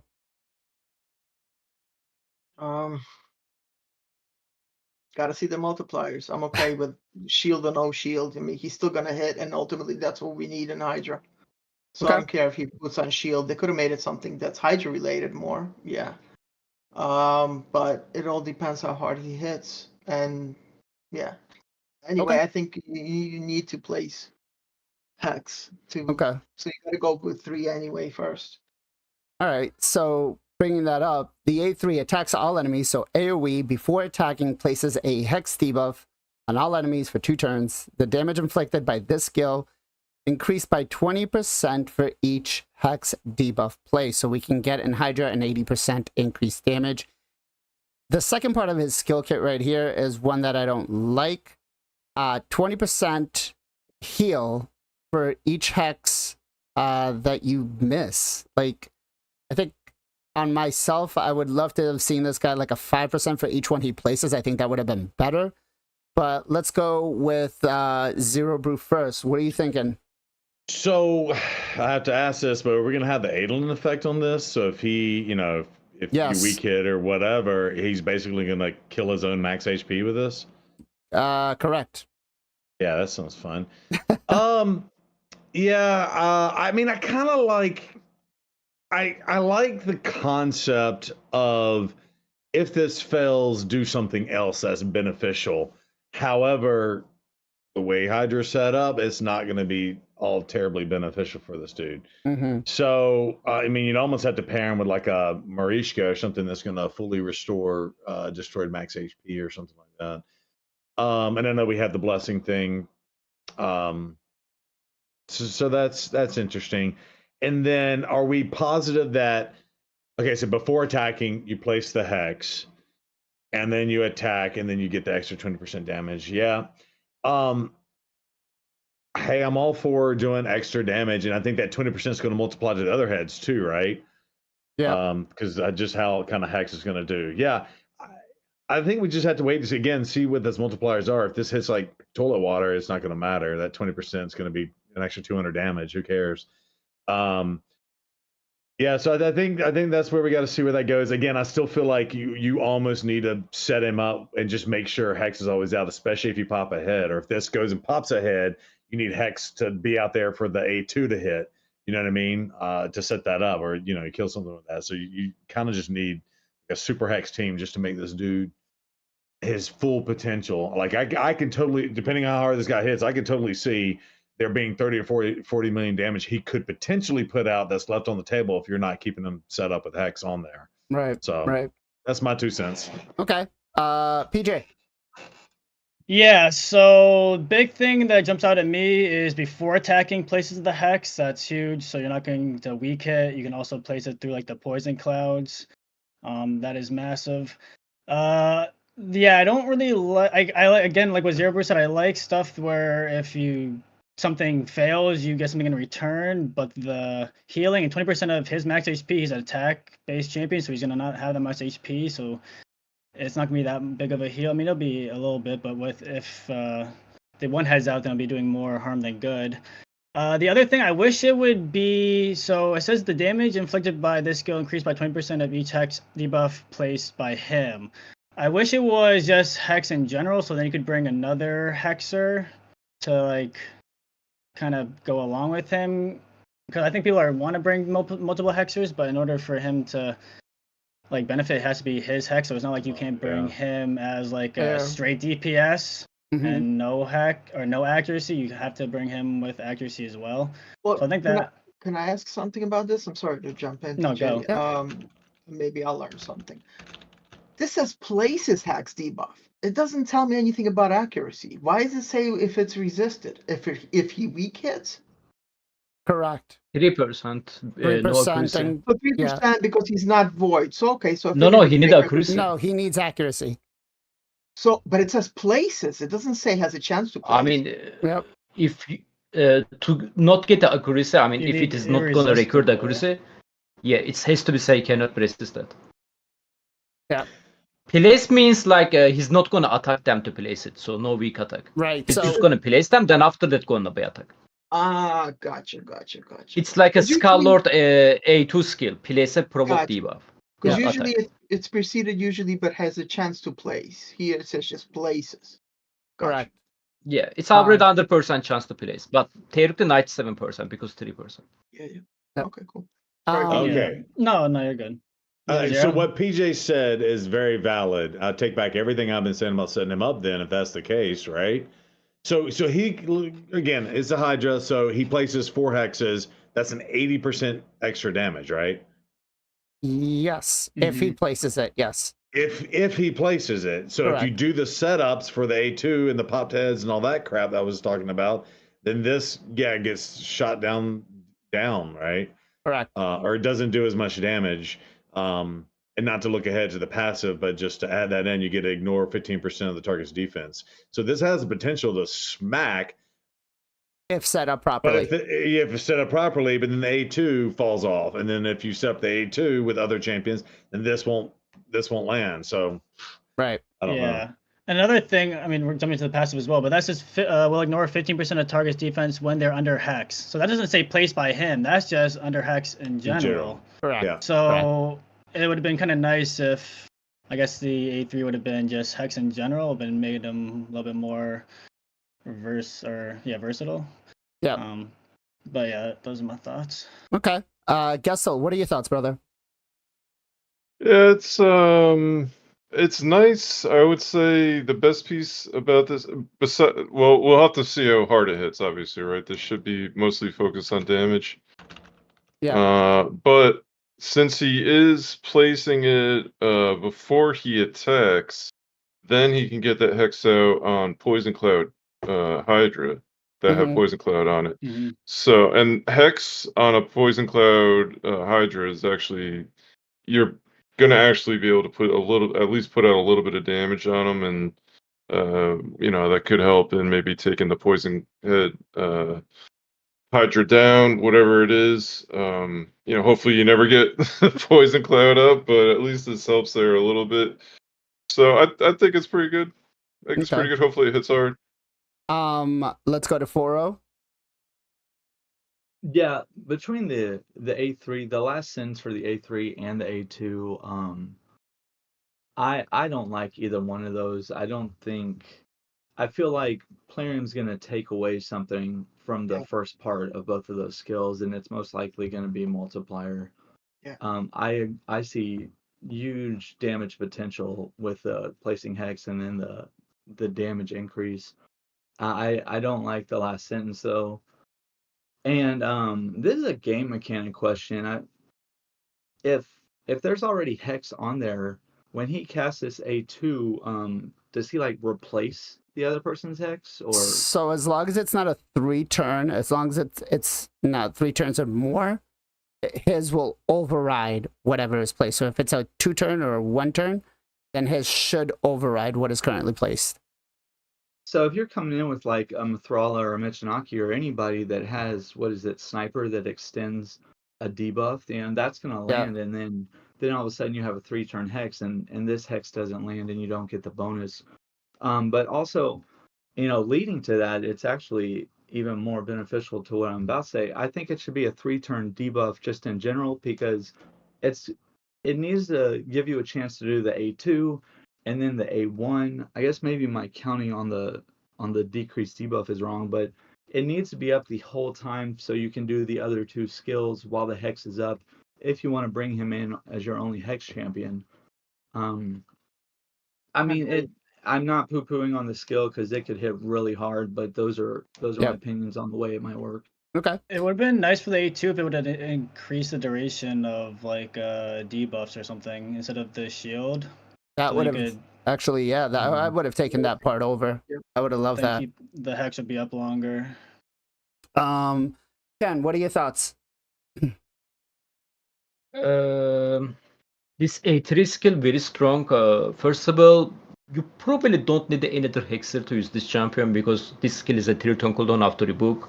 You can always go like Cycle of Violence Masteries, which is there is a chance of the reducing your cooldown. The good thing about this dude, he have a 2 AoE skill. Both of them is the 3-turn cooldown. Actually, I was thinking like he's actually better than Valkyrie right now. I'm not going to lie. Look at his kit one more time. Like, unless his multiplier gonna be very, very bad. Like, this dude is one of the best DPS potential guys for the Hydra, in my opinion. Like the PJ, like the Gestal said before attacking the place X debuff, so you can bypass the poison cloud like that. And after that, he's gonna attack them, right? So basically, you don't need another hexer to boost his damage, which is gonna be bad for his A3 skill because it's gonna get a damage percent for each hex he's placing. Because before he attacked them, he plays X debuff, so you can maximize your damage. We are going to start with the A3 skill, then the A2 skill, which is you need an increased attack champion beside than him. Because it's not going to be smart to use the A2 skill first before the Hex. Hex going to maximize your damage. Second part, both for the A2 skill and the A3 skill is totally useless in my opinion. And yeah, this champion is very strong. I don't recommend that you guys skip this fusion. Especially if you don't have a Hex champion like Michinagi, Valkyne, what is the other one? Ruel can be nice too, yeah. Yeah, but I believe this champion is better than all of them. Michinagi obviously is not only the hexer, he have a defense turn and attack turn as well and the strip. But is it damage wise? If this champion multiplier is not good, I think he's gonna be bypass. I mean, beat the Valkyne, which is Void Lego. Okay. Let's go to Storm. I don't know. All right. So his thought is, I don't know, multipliers. Then come and talk to me. Why aren't we getting the multipliers release player in when we get these guys? Let's go. Give us the stats. Give us that information when you release them. Right. And I'm just trying to see who I'm replacing him with, and it's just my account maybe is just a little bit too OP on the champs for me not to be able to see. I don't know. Yeah. Because I mean, I rely on my Tuhanarak a lot. She spreads. And then nukers come in and just take care of business, and it's tough. Yeah. Plus, I have a 6-star Awakened Archer, who's also a +4. You know what I mean? So it's so tough to see him. I have to think about it. I have to think about a team and then how it actually plays out. But yeah, multipliers will play a big role here too. Fair enough. All right, so let's take a look at the passive here. Fills the champion star meter by 10 when attacking targets under Hex. I completely hate that part. More so without because Hex. Yeah, without Hex. More so because I cannot speed tune him to clan boss. Yeah, so if I was needing that clan boss right there, it'd completely suck. And then we'll ignore 15% of the target's defense for targets that are under Hex. I would take that. Just remove the first part player in. Let's go to Zero. What are we thinking about this?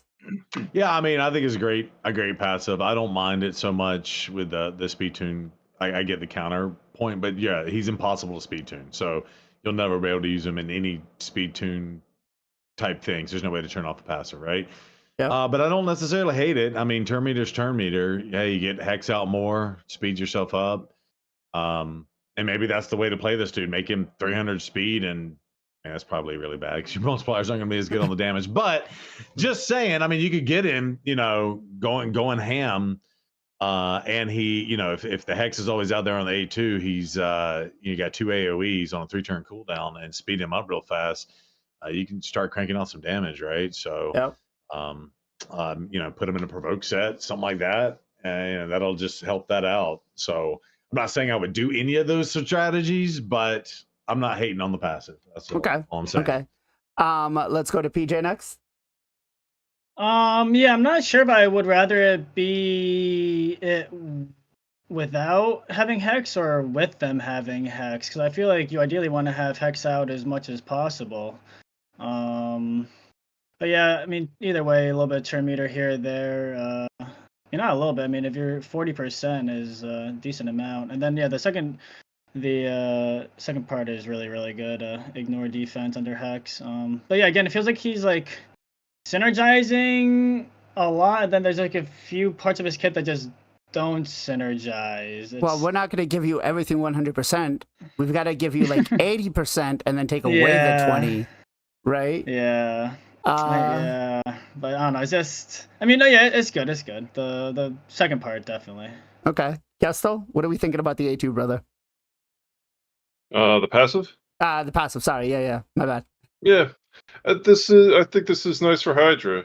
I think it's it seems to me, and they even said it when they released them, a damage dealer for Hydra, right? Yep. That's exactly what it is. Getting extra turn meter in Hydra is always good. You want to take as many turns as you possibly can, and he's ignoring defense when they have hex on. Like, that's huge.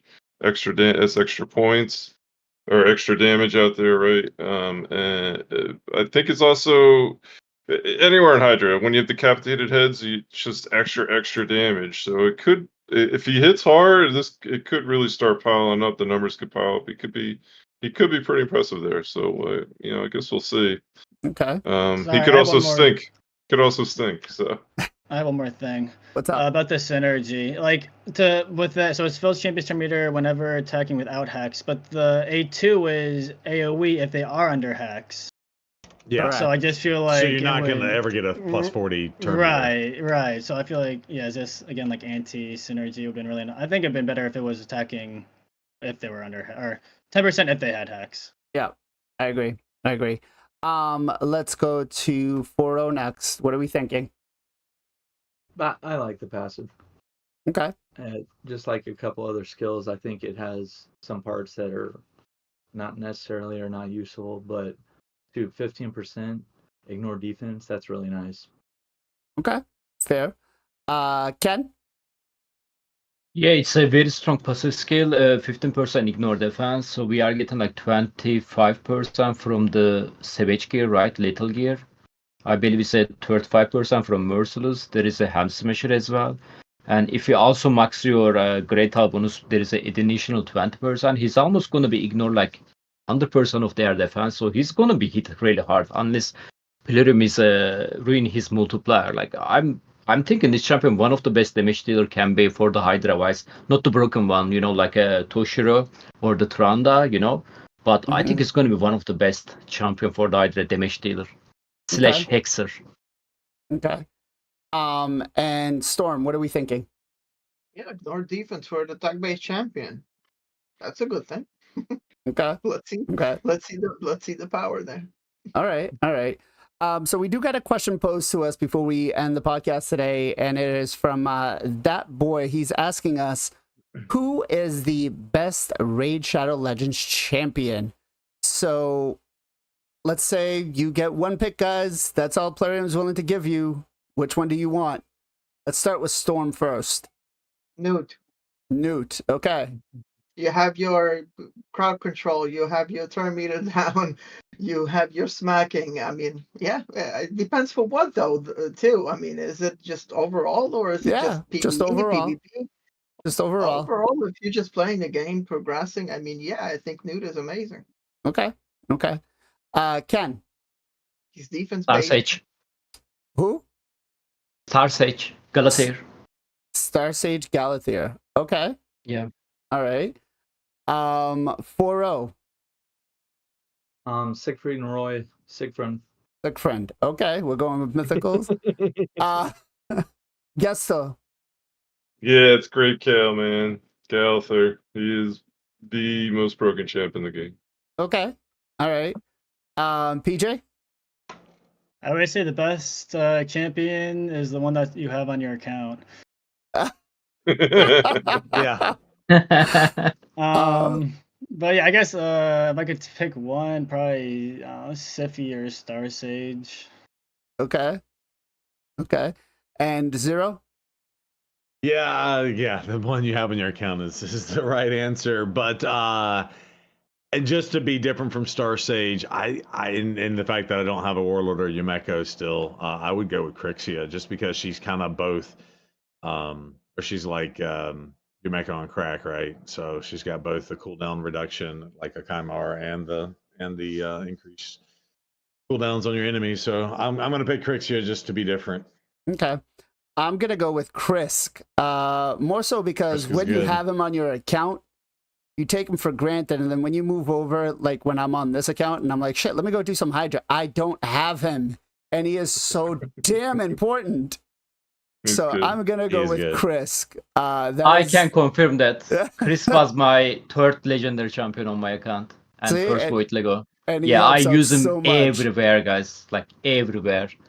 I actually Like, saw a post on Reddit this weekend asking if he's still good in this current meta, and people were just like, "Yeah, he's still awesome."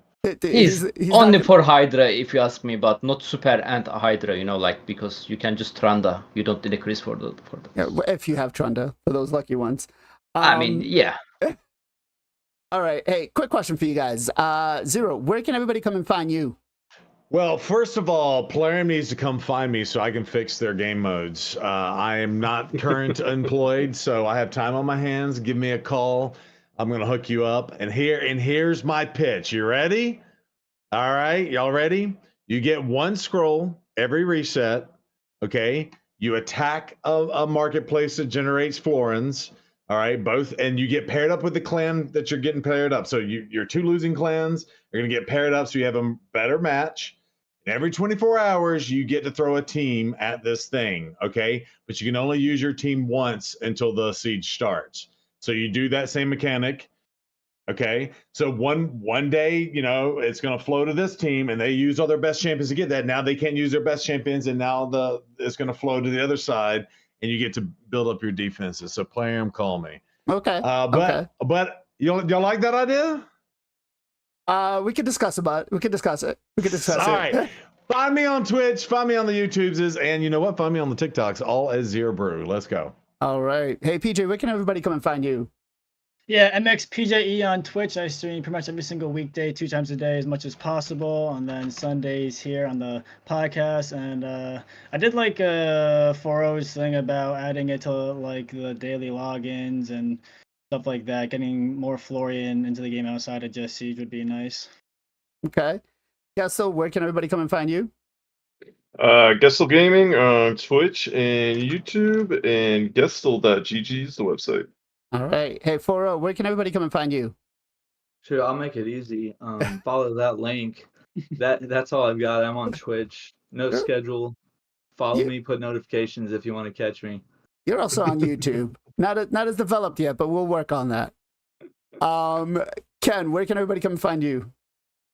Streaming every day after Columbus reset at the Twitch with the same name, FinalKenpachi. And also making content for the YouTube, FinalKenpachi. Trying to go tier 3, guys. Let's go. And Storm, where can everybody come and find you? Here. And Storm Gaming RSL on Twitch. All right. Let me ask you guys, what shoutouts do we have? We're gonna start off with Zero Brew first. Oh, wow. Don't steal Not mine either. prepared. Don't steal No, mine. I'm not going to steal yours. No, I don't think I'm going to steal yours. So I'm going to give one more. I've done it 3 weeks in a row.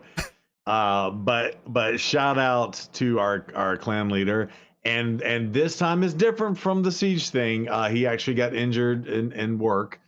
You're not telling the details, but for those who don't know, so shout out to him and make sure quick, speedy recovery, and hopefully his company's going to take care of his injuries, or obviously still pay him well, because it's definitely a workers' comp situation. So he had a major injury. He works in the oil fields. If that gives you any indications of what it could be. So shout out to him again, and hopefully speedy recovery, and hopefully he gets to feeling better. Okay, I was gonna say you're about to have something on your nose, looks a little brown, but when you said that last part there, I was like, oh, okay, now we're good. Yeah. We found out this week, and I was shocked. So I found out the details, and again, they're not sharing the details, but he did share them with me, and I'm just saying he needs thoughts and prayers and speedy recovery. Yeah, thoughts and prayers and speedy recovery. Always. PJ, what you got for a shout out for me, brother? We're gonna be shouting out Cyber Killer. He play in the raid, and he also play Watch of Realms. I think he's actually in a Watch of Realms clan with Educated Potato, which some of you guys might know. Old throwback to EP. He used to play a lot of raid. He's a really good dude. I guess shout out EP as well. But shout out Cyber Killer. He's been streaming more raid recently. Good dude. And check him out. Drop his link in the chat. Awesome. Gestal, who you got for a shout out for me, brother? Shout out my man Grim Reaper. I believe he's coming to father soon. I don't know how far away that is. A couple more weeks, guys. A couple more weeks. Again? No, this is the first. I think this is the first. The same one. The same one. Yeah. Or the same one. I don't know. I think he's also joked about it in the past, so I'm not sure. But shout out to him. Awesome dude. I think he's over there in Indonesia now, so he's streaming all sorts of weird times, but very smart streamer, very good dude. Go over there, check him out. Grim Reaper TV Raid. Yep. Great guy. Love to hang out with him. Always love to ask him for coaching on life. That's what I use my points on. Let's go to 40. What you got for a shout out for me, brother? I got Sella TV right there. He's a new streamer. He's been hanging out with me a lot, and he's actually teaching me a lot about Hydra right now. So really smart guy in my opinion. Y'all should go check him out. Nice. Skella TV. Definitely see him hanging out in our streams a lot, and I have caught his streams a couple of times when I'm able and not in a complete mess. Let's go to Ken. What you got for me? I like to shout out the Basharkos. He's streaming pretty often on the Twitch. He's live right now, actually. Very smart guy, actually. Like, definitely way smarter than me. I can't say I'm smart, but I mean, anybody can be smarter than me. It's not a big deal, but he's definitely smart. He's playing Raid, doing lots of tactic stuff like that. Great guy, guys. Make sure to follow him. Okay. And Storm, what you got for a shout out for me? I'm gonna do a shout out to my guy Bob, your guy Bob, because I haven't spoken to him. I haven't spoken to him today yet, but he does a lot of stuff in the background, and we all appreciate him. Yep. Shout out to Bob. Last week he didn't turn 45, guys. He's actually got a new way for us to think about this. Because we are gamers, we don't get older, we level up. So we go from level 44 to level 45, okay? Yeah, boy. Congrats on the leveling up. He's like, I didn't get older, I just leveled up. Fair. Great point right there. I'm gonna have to use that a lot. But big shout out to Bob. He's actually the editor that does a lot of the videos for me, guys. So huge shout out to him. So where are my 40s at? Right here. Actually, I think most of us, I think PJ's probably Ken's probably the youngest one here, right? How old are you, PJ? No, PJ definitely younger than 27. 27? Oh, PJ noob, bro. PJ noob. He's a baby. He's a baby, guys. I'm just a baby. Yes, Bob was right. Sus. But so my shout out's actually going to go to Airfern2, who's also recently started streaming over on Twitch. I caught a couple of his streams. Great guy. Hangs out, actually, I want to say almost on all of ours. And really knowledgeable. So make sure you guys give him a follow over on the Twitch. As for the raid on Twitch, we are going to go raid a Mr. Oldie creator here. And when you get there, I want you guys to ask him when we're going to see another nuking Duchess. Okay? For anybody who doesn't know, we are going to be raiding Mr. Tham over on Twitch. So make sure you guys give him a shout out, give him some love, give him some follows when we go over there. And YouTube side, I'm sorry, we can't raid anybody. But that's it, guys. Hope you guys have a great week. Hope everything goes out well for you. Hope for your shard pulls are exciting. Your drops are exciting. And we'll be back at it again next week. As always, guys, much love, much appreciation. Be safe, be well, be good to each other. We'll catch you guys next time.